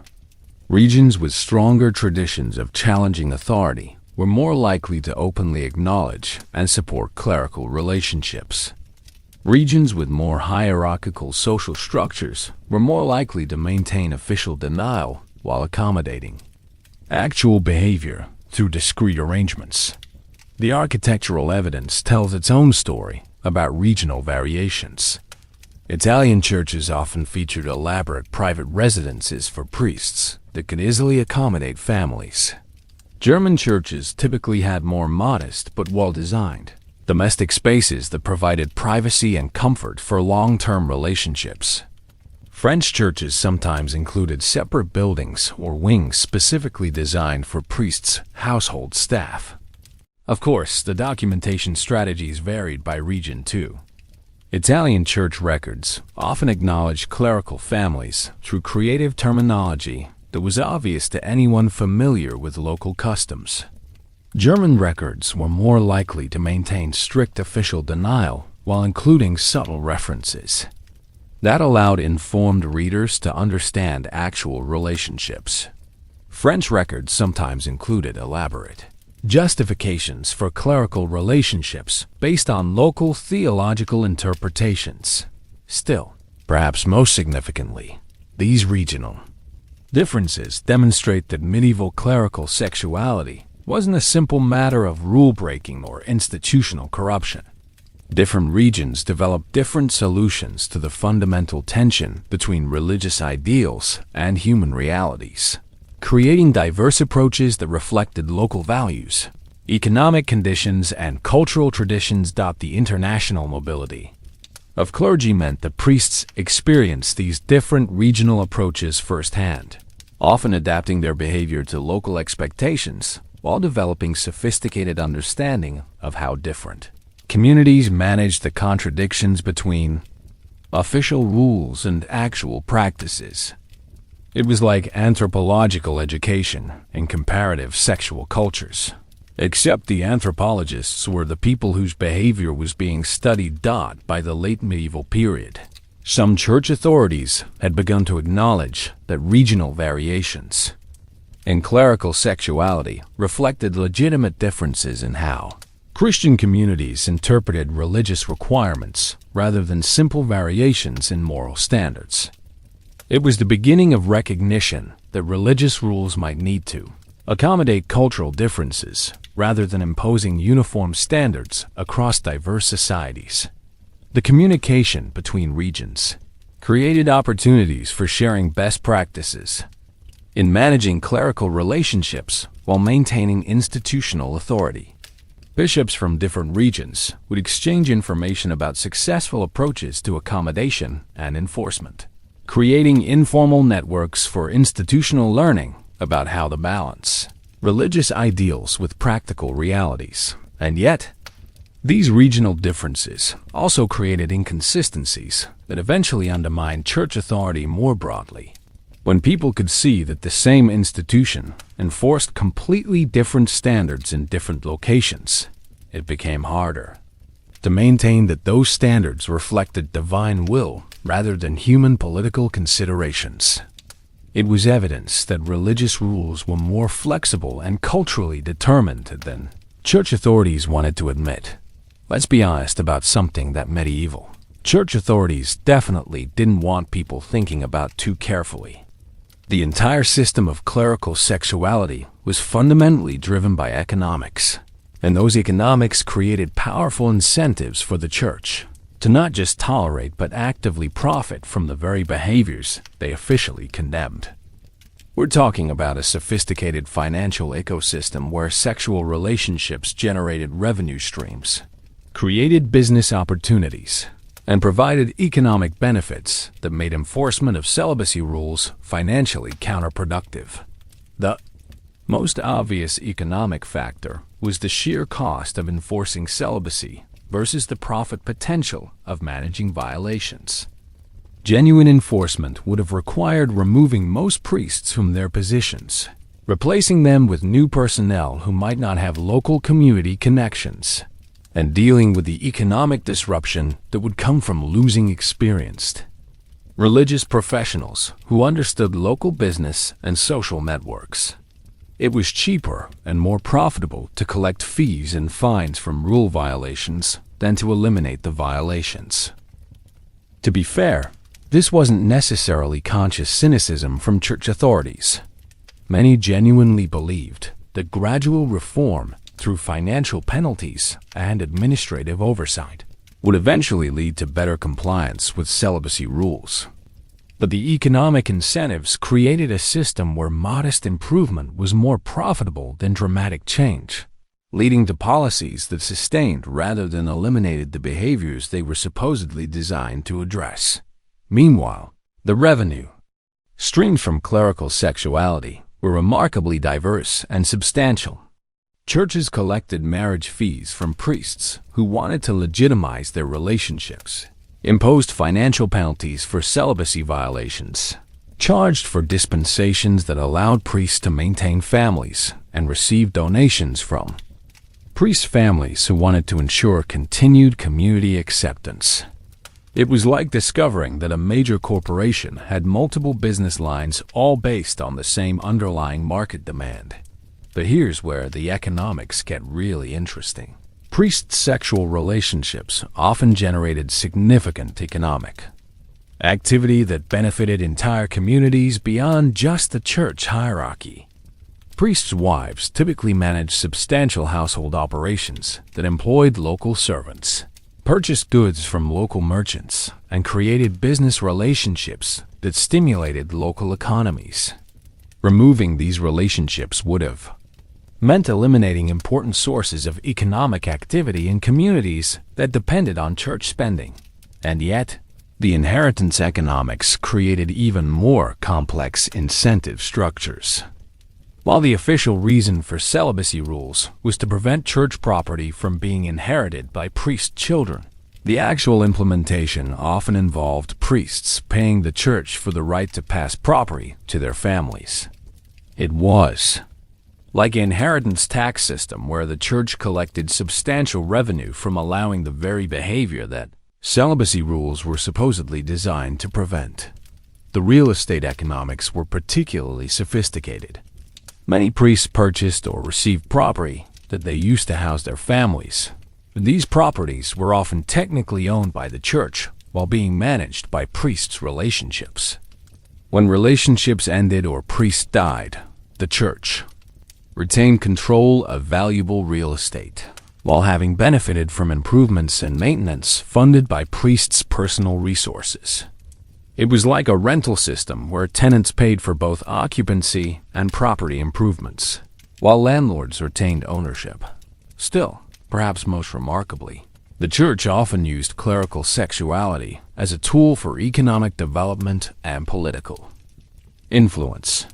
Priest families became important parts of local business networks, creating economic relationships that benefited church interests while providing the church with influence over local commerce and politics.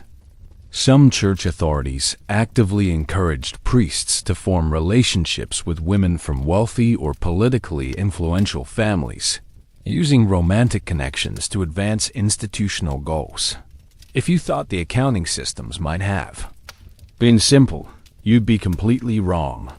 Church financial records show sophisticated tracking of revenue from different types of sexual relationships, with different fee structures for marriage legitimization, ongoing relationship maintenance, child support arrangements, and inheritance transfers.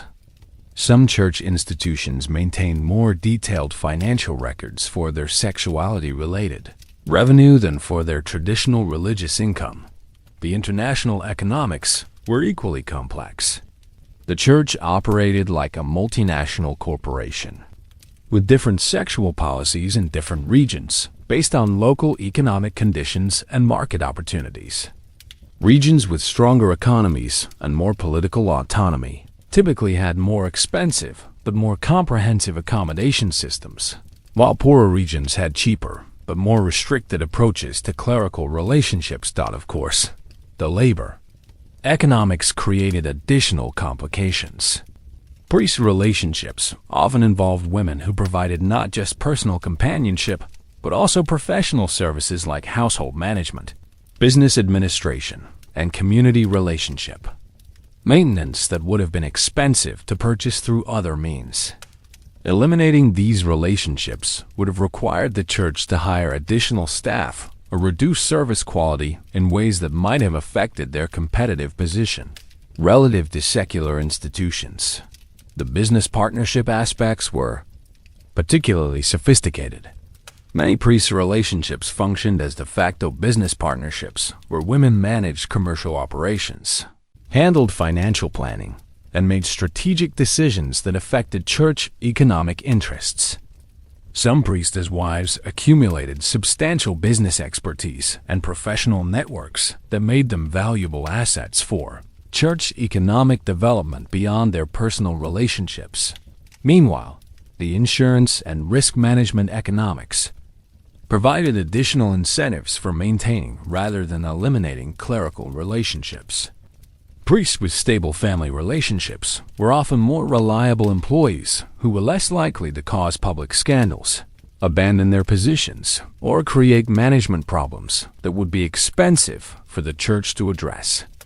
It was like employee retention strategies that recognized family stability as a business asset. And yet, the competitive economics created pressures that worked against celibacy enforcement. Communities could choose which priests to support based partly on their satisfaction with clerical services, and priests with families often provided better community engagement, more practical advice, and stronger local connections than strictly celibate priests. Enforcing celibacy might have put the church at a competitive disadvantage relative to other institutions that provided community services. The luxury goods economics tell their own story about how clerical sexuality created market demand that benefited broader economic networks. Priest families purchased expensive clothing, jewelry, and household goods that stimulated luxury crafts and international trade. Church authorities often received indirect benefits from this economic activity through taxes, donations, and political relationships with merchants who profited from clerical family spending. The education economics provided additional complexity. Priests' children often received excellent educations that prepared them for leadership roles in church, government, and business, creating human capital that benefited institutional interests over multiple generations. The costs of providing these educational opportunities were offset by having trained personnel available for important positions that might otherwise have required expensive recruitment or training programs. Still, perhaps most significantly, the economic benefits of clerical sexuality extended far beyond the immediate participants to create complex financial ecosystems that involved entire communities. Local merchants, craftsmen, servants, and professionals all benefited from the economic activity generated by priests' families. creating constituencies that had financial interests in maintaining rather than eliminating clerical relationships. The tax implications were substantial too. Priests' families often paid taxes to both church and secular authorities on their business activities, property holdings, and commercial transactions, generating revenue from multiple levels of government. That might have been lost if celibacy rules had been strictly enforced. It was like discovering that rule violations created tax base expansion that benefited public finances. By the late medieval period, the economics of clerical sexuality had become so integrated into broader economic systems that eliminating these relationships would have required major economic restructuring that might have been politically and financially destabilizing.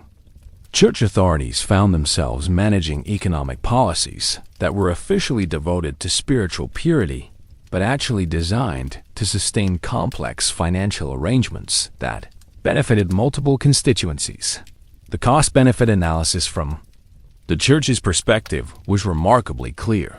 Modest financial penalties and administrative oversight generated substantial revenue, while maintaining social stability and institutional authority, while strict celibacy enforcement would have been expensive, disruptive, and potentially counterproductive for broader church economic and political interests. It was rational business decision-making disguised as religious policy, and yet, this entire economic system created long-term problems for church credibility and authority that eventually contributed to broader religious and political challenges. When people understood that religious rules were actually economic policies designed to maximize institutional revenue rather than spiritual principles designed to promote moral behavior, it became much harder to maintain religious authority over other aspects of social and political life. Let's be clear about something that most historical accounts completely ignore. The women involved in relationships with medieval priests weren't passive victims or opportunistic seductresses. They were active participants in complex social and economic arrangements that often provided them with better opportunities, greater autonomy, and more financial security than conventional marriage could offer.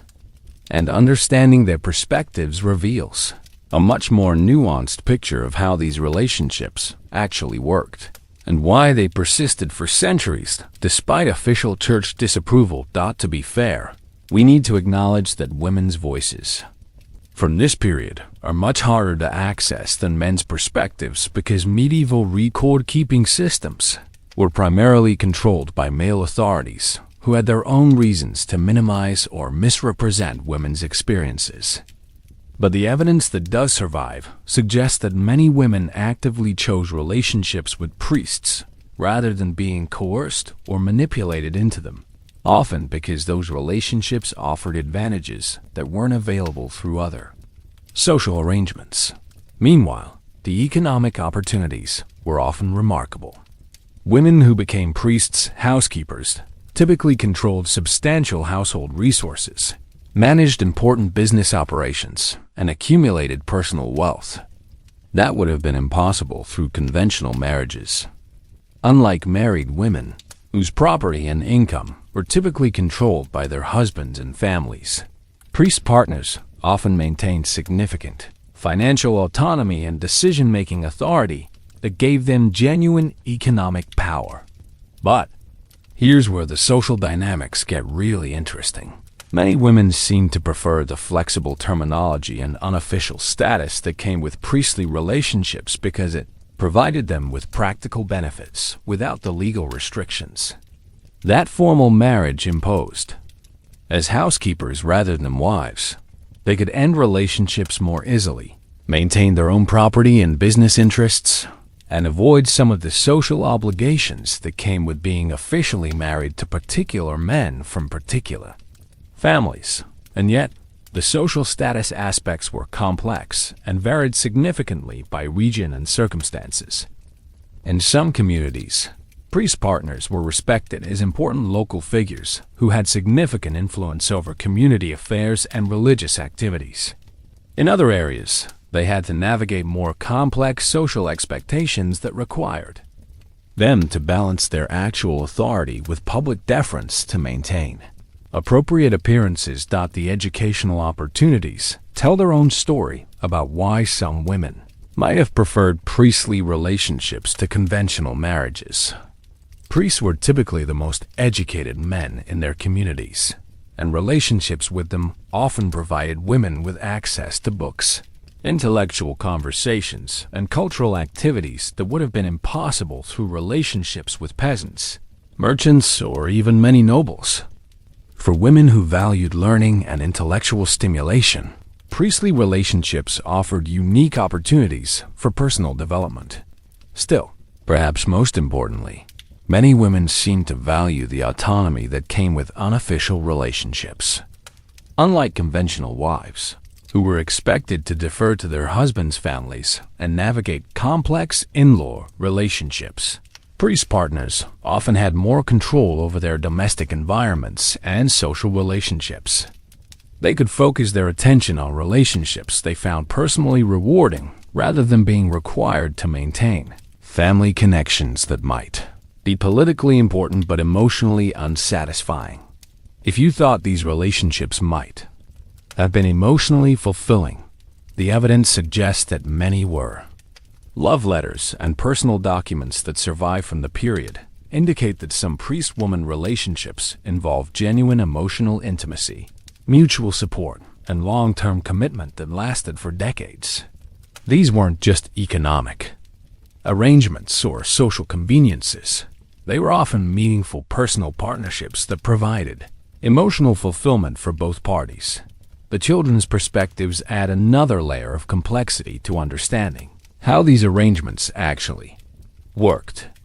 Many children of priests received excellent educations, advantageous social connections, and economic opportunities that positioned them for successful careers in church, government, or business.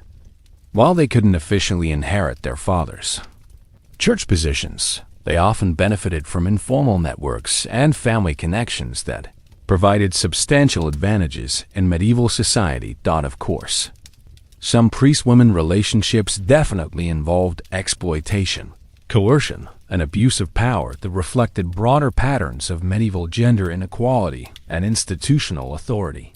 Not all women had genuine choices about their involvement with priests, and some faced pressure or manipulation that made their consent questionable at best. Understanding the complexity of these relationships doesn't mean ignoring or minimizing the genuine harm that some women experienced. The regional and cultural variations in women's experiences reflect broader differences in how different medieval societies understood women's roles, rights, and opportunities. In some areas, priest partners had substantial public recognition and social authority, while in others, they had to maintain much more discreet profiles that limited their social and economic opportunities. These variations tell us as much about local women's status, generally, as they do about clerical relationships specifically. Meanwhile, the religious and spiritual aspects of these relationships were often quite sophisticated. Some women developed theological frameworks that understood their relationships with priests as forms of spiritual partnership that enhanced rather than interfered with religious devotion. They saw their domestic support, emotional companionship, and family management as contributions to their partner's religious effectiveness rather than distractions from spiritual duties. And yet, perhaps most remarkably, some women used their relationships with priests as platforms for developing their own religious authority and spiritual influence. Priest partners often became important figures in local religious communities, providing spiritual guidance to other women, organizing religious activities, and even developing their own theological perspectives that influenced local religious culture. It was like finding alternative pathways to religious leadership that worked around official restrictions on women's religious authority.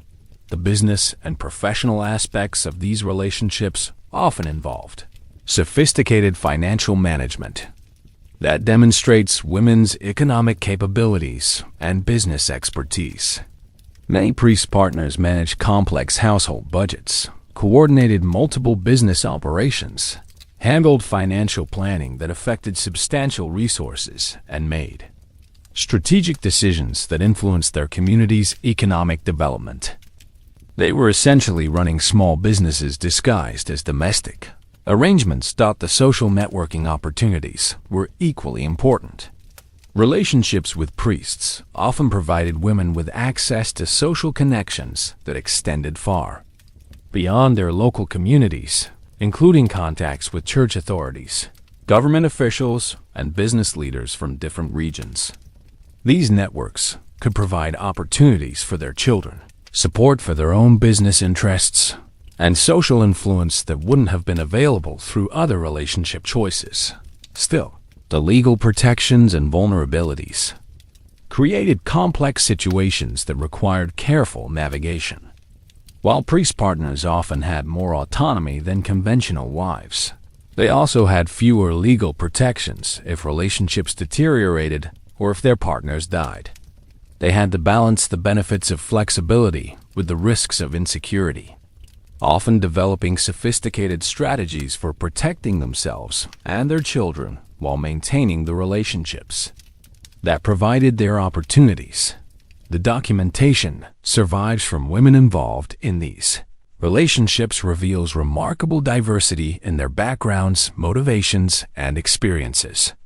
Some were from wealthy families who chose priestly relationships for social or economic reasons. Others were from poor backgrounds who used these relationships to achieve upward mobility. Still others seem to have been motivated primarily by genuine romantic attraction or spiritual compatibility with particular men who happened to be priest-taught by the late medieval period. Some communities had developed informal institutions and social protocols that supported priests' families while maintaining the fiction that they weren't actually families. These arrangements often reflected women's influence and advocacy rather than just male church authority, suggesting that women were active participants in creating social solutions that met their needs, while accommodating religious and legal constraints. The legacy aspects are particularly interesting because many priest-women relationships created family dynasties that influenced local communities for generations. Women who established successful relationships with priests often positioned their children and descendants for continued social influence and economic success, creating multi-generational impacts that extended far beyond the original relationships. And yet, perhaps most significantly, understanding women's perspectives on these relationships reveals that medieval clerical sexuality wasn't just about male rule-breaking or institutional corruption. It was also about women making strategic choices within constrained social systems, finding creative solutions to limited opportunities, and building meaningful lives despite official restrictions on their autonomy and authority. Their experiences remind us that historical women were often much more active and strategic in navigating social constraints than simplified accounts might suggest. Let's be honest about the ultimate irony here. The very system that medieval church authorities developed to manage widespread clerical sexuality while maintaining institutional authority eventually provided ammunition for critics who wanted to destroy that authority entirely. The Protestant Reformation, the rise of secular political power, and the long-term decline of medieval church influence all drew substantial energy from public knowledge of the gap between official religious rules and actual religious practice. When it came to priestly sexual behavior, to be fair, the historical consequences weren't immediately apparent to the people creating and managing these systems. Medieval church authorities were focused on short-term problems like maintaining revenue, preventing public scandals, and managing complex political relationships with secular rulers. They developed sophisticated methods for accommodating clerical sexuality because those methods worked effectively for their immediate institutional needs, and they probably couldn't have anticipated how those same methods would eventually undermine their broader authority. Meanwhile, The accumulation of evidence about widespread clerical rule-breaking created what we might call a credibility time bomb that exploded during the Protestant Reformation. When reformers like Martin Luther wanted to criticize Catholic institutional corruption, they didn't have to invent scandals or exaggerate problems. They could simply point to well-documented patterns of behavior that contradicted official church teaching. So, obviously, that denial was impossible. But here's where the consequences get really interesting. The Protestant response wasn't just theological criticism. It was often practical competition that offered alternative approaches to religious authority and clerical behavior. Protestant churches often allowed their ministers to marry openly, which made Catholic insistence on celibacy look arbitrary and unrealistic rather than spiritually superior. It was like watching competitors offer better employee benefits while exposing how artificially restrictive the Catholic approach had been. And yet, the Catholic Church's response to Protestant criticism reveals how deeply entrenched the accommodation systems had become. Rather than implementing genuine reforms that would have addressed the underlying problems, church authorities often doubled down on official denial while maintaining the same practical accommodation systems that had created the scandals in the first place. The Council of Trent reaffirmed celibacy requirements while providing no effective mechanisms for enforcement, essentially continuing the same contradictory policies that had been failing for centuries. The political consequences were equally significant because secular rulers could use church sexual scandals to justify reducing religious authority over civil affairs. When kings and princes wanted to consolidate power and resist church interference in political matters, they could point to clerical sexual behavior as evidence that religious leaders were unfit to make moral judgments about secular governance.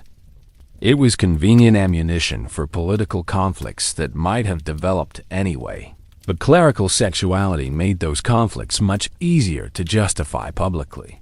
Still, perhaps most importantly, the economic consequences created long-term structural changes in how religious institutions operated and how people understood the relationship between religious authority and financial power.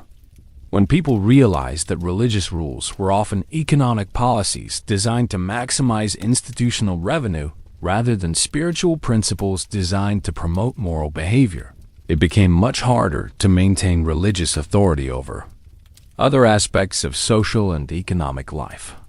If you thought the intellectual consequences might have been limited to religious matters, you'd be wrong.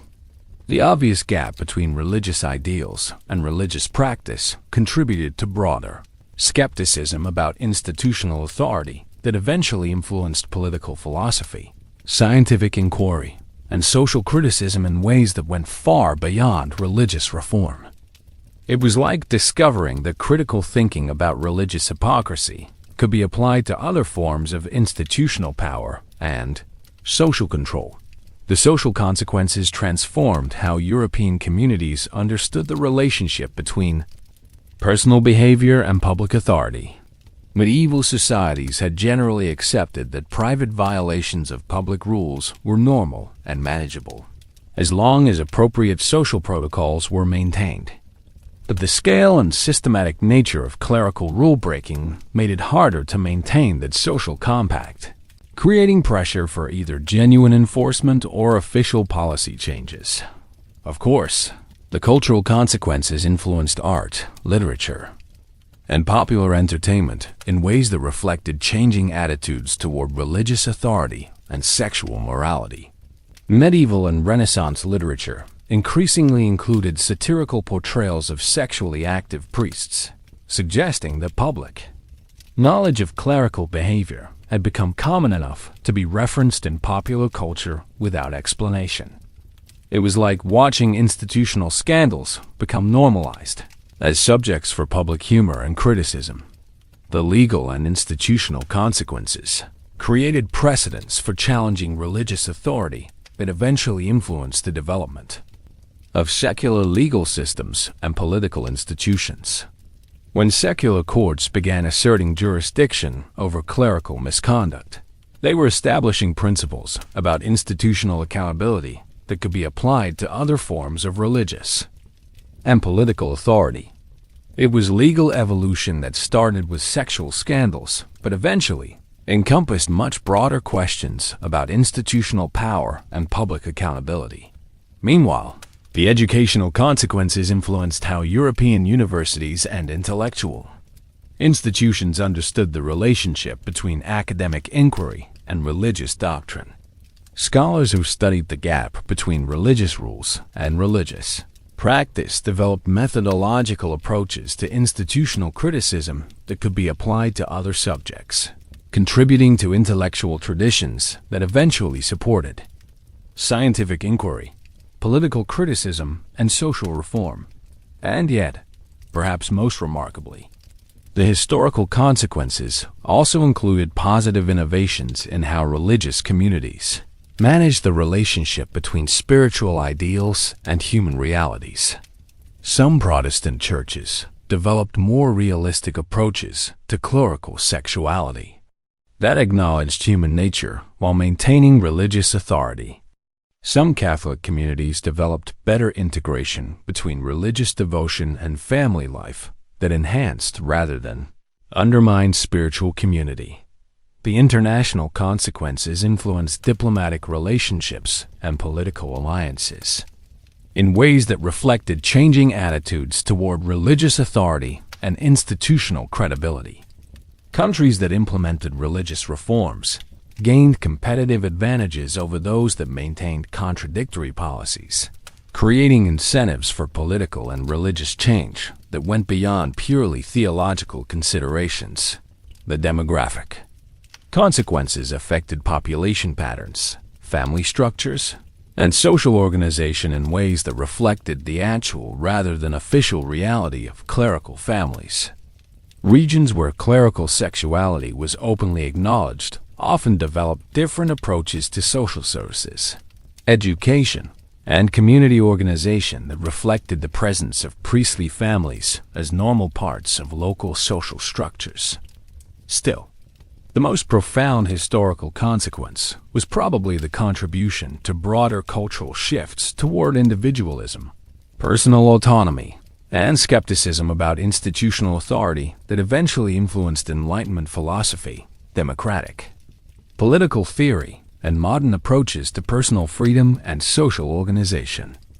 The gap between religious rules and religious practice provided evidence that individuals could make better moral decisions than institutions, that personal experience was more reliable than official doctrine, and that social change was both possible and necessary. By the early modern period, the historical consequences of medieval clerical sexuality had contributed to fundamental changes in how European societies understood religion, politics, economics, and social organization.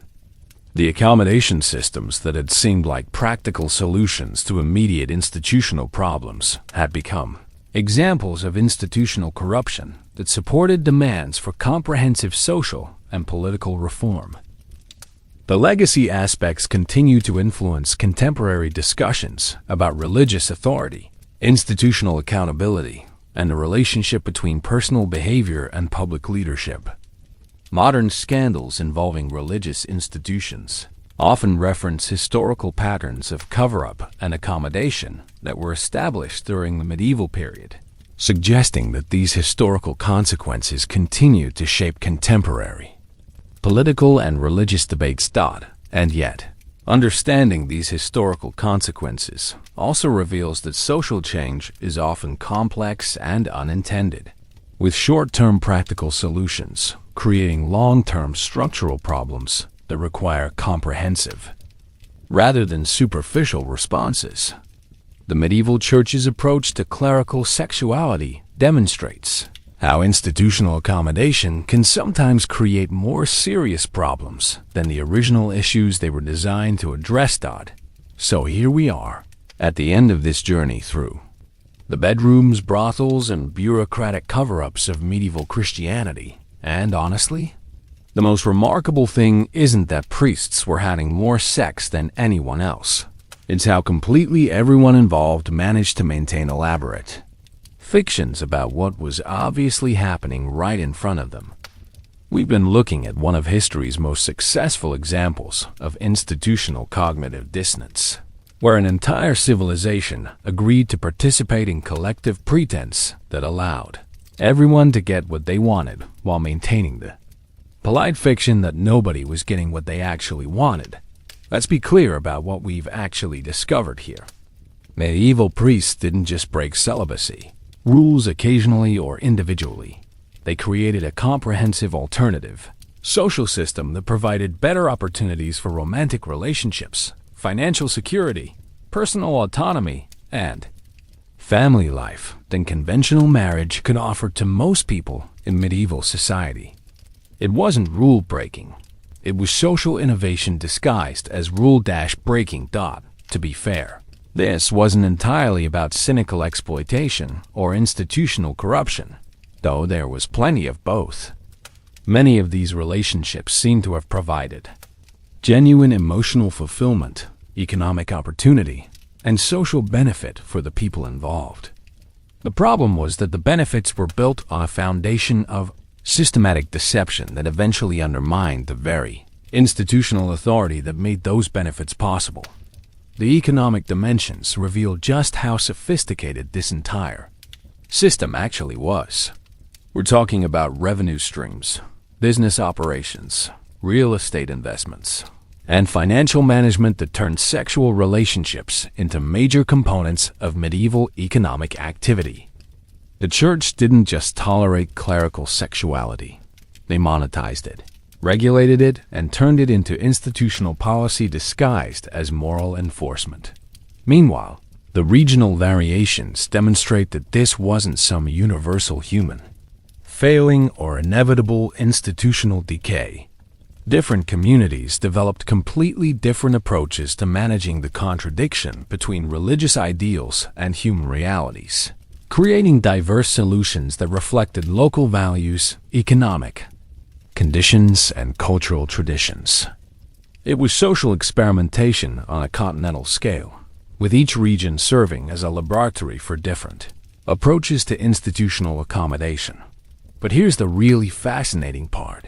The cover-up systems were so sophisticated and comprehensive that they've influenced how institutions manage scandals and public relations challenges right up to the present day.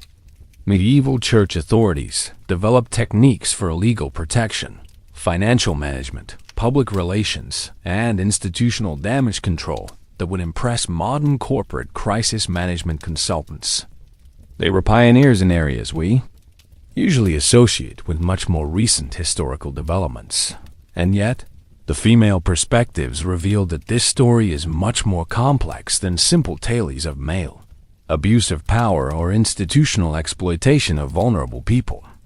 Many women actively chose priestly relationships because they offered advantages that conventional marriages couldn't provide: financial autonomy, social influence, intellectual companionship, and personal freedom that would have been impossible through other social arrangements available to medieval women.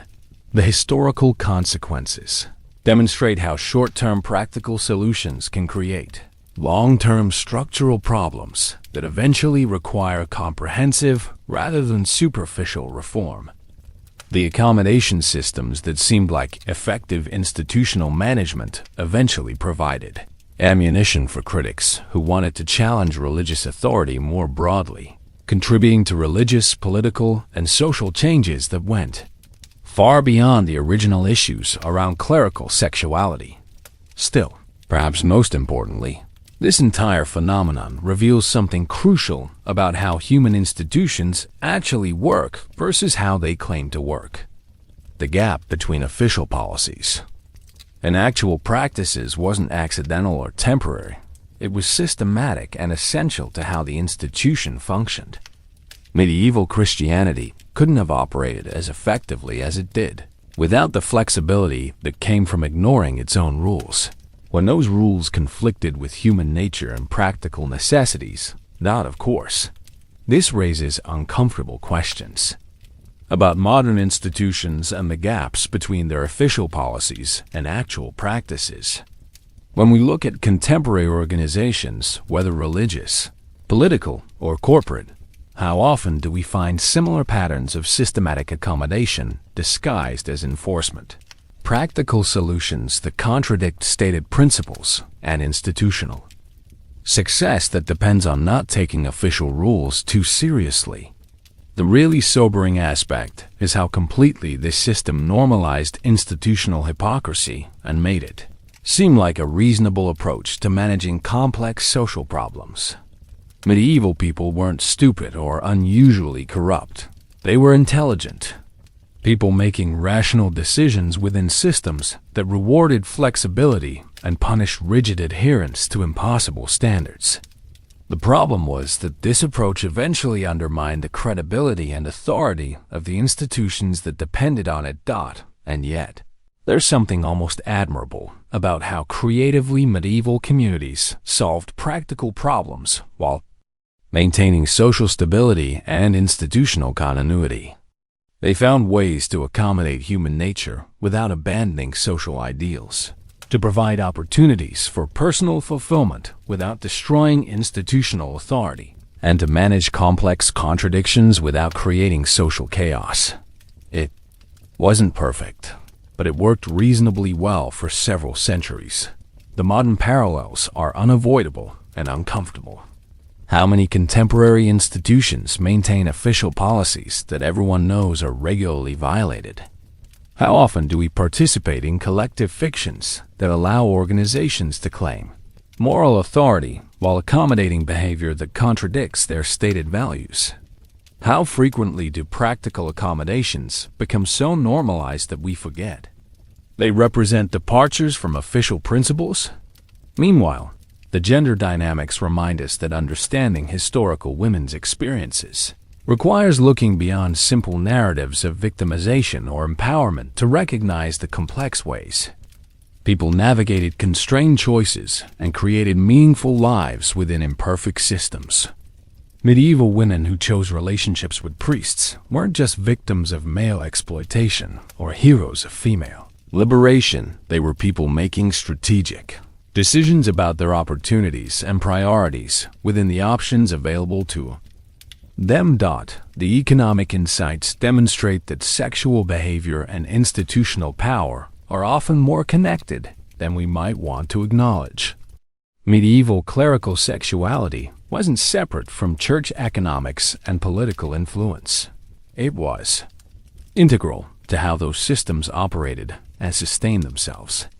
Understanding these connections helps explain why institutional reforms often face resistance that goes beyond simple moral conservatism to include complex financial and political considerations.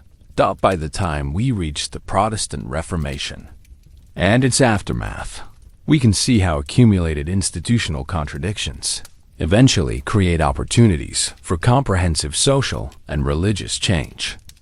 The medieval church's approach to clerical sexuality provided ammunition for critics who wanted to challenge religious authority more broadly, demonstrating how institutional practices in one area can affect credibility and legitimacy across multiple domains. Still, this story isn't ultimately about condemning medieval people or institutions for their failures and hypocrisies.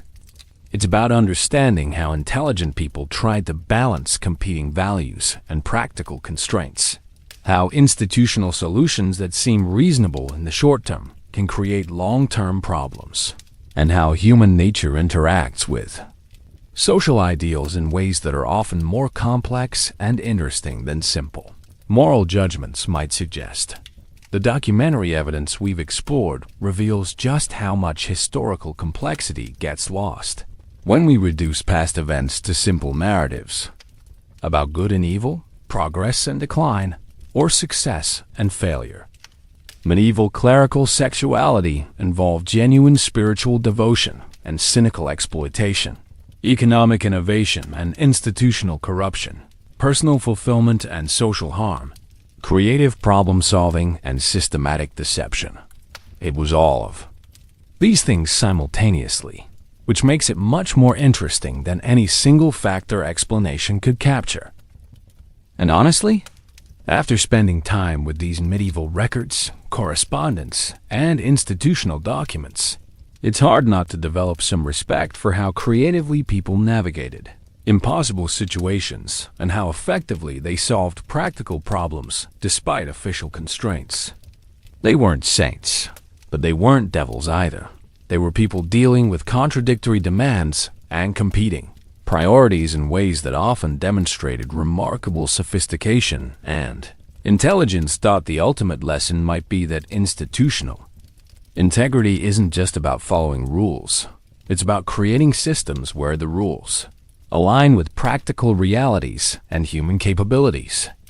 Medieval Christianity failed at this alignment, not because medieval people were particularly corrupt or stupid, but because they inherited institutional structures that created impossible expectations and then developed accommodation systems that made those impossibilities manageable rather than addressing the underlying structural problems. So the next time you encounter institutional hypocrisy or systematic rule-breaking in contemporary organizations, remember that you're probably looking at patterns that have deep historical roots and complex practical explanations. The medieval church's approach to clerical sexuality demonstrates that these patterns aren't necessarily evidence of moral failure. They might be evidence of institutional design, problems that require structural solutions rather than just better enforcement or moral education. That's the real takeaway here. Understanding how historical institutions actually worked helps us think more clearly about how contemporary institutions work, why they sometimes fail to live up to their stated values, and what kinds of reforms might actually address underlying problems rather than just managing their symptoms. Medieval priests had more sex than anyone else, not because they were particularly immoral, but because the systems they operated within made that outcome almost inevitable. And understanding those systems might help us design better ones. Thanks for joining me on this journey through one of history's most fascinating examples of institutional creativity, human adaptability, and the eternal tension between social ideals and practical realities. Like and subscribe if you found this exploration as revealing as I did, and let me know in the comments what other historical contradictions you'd like to explore next time.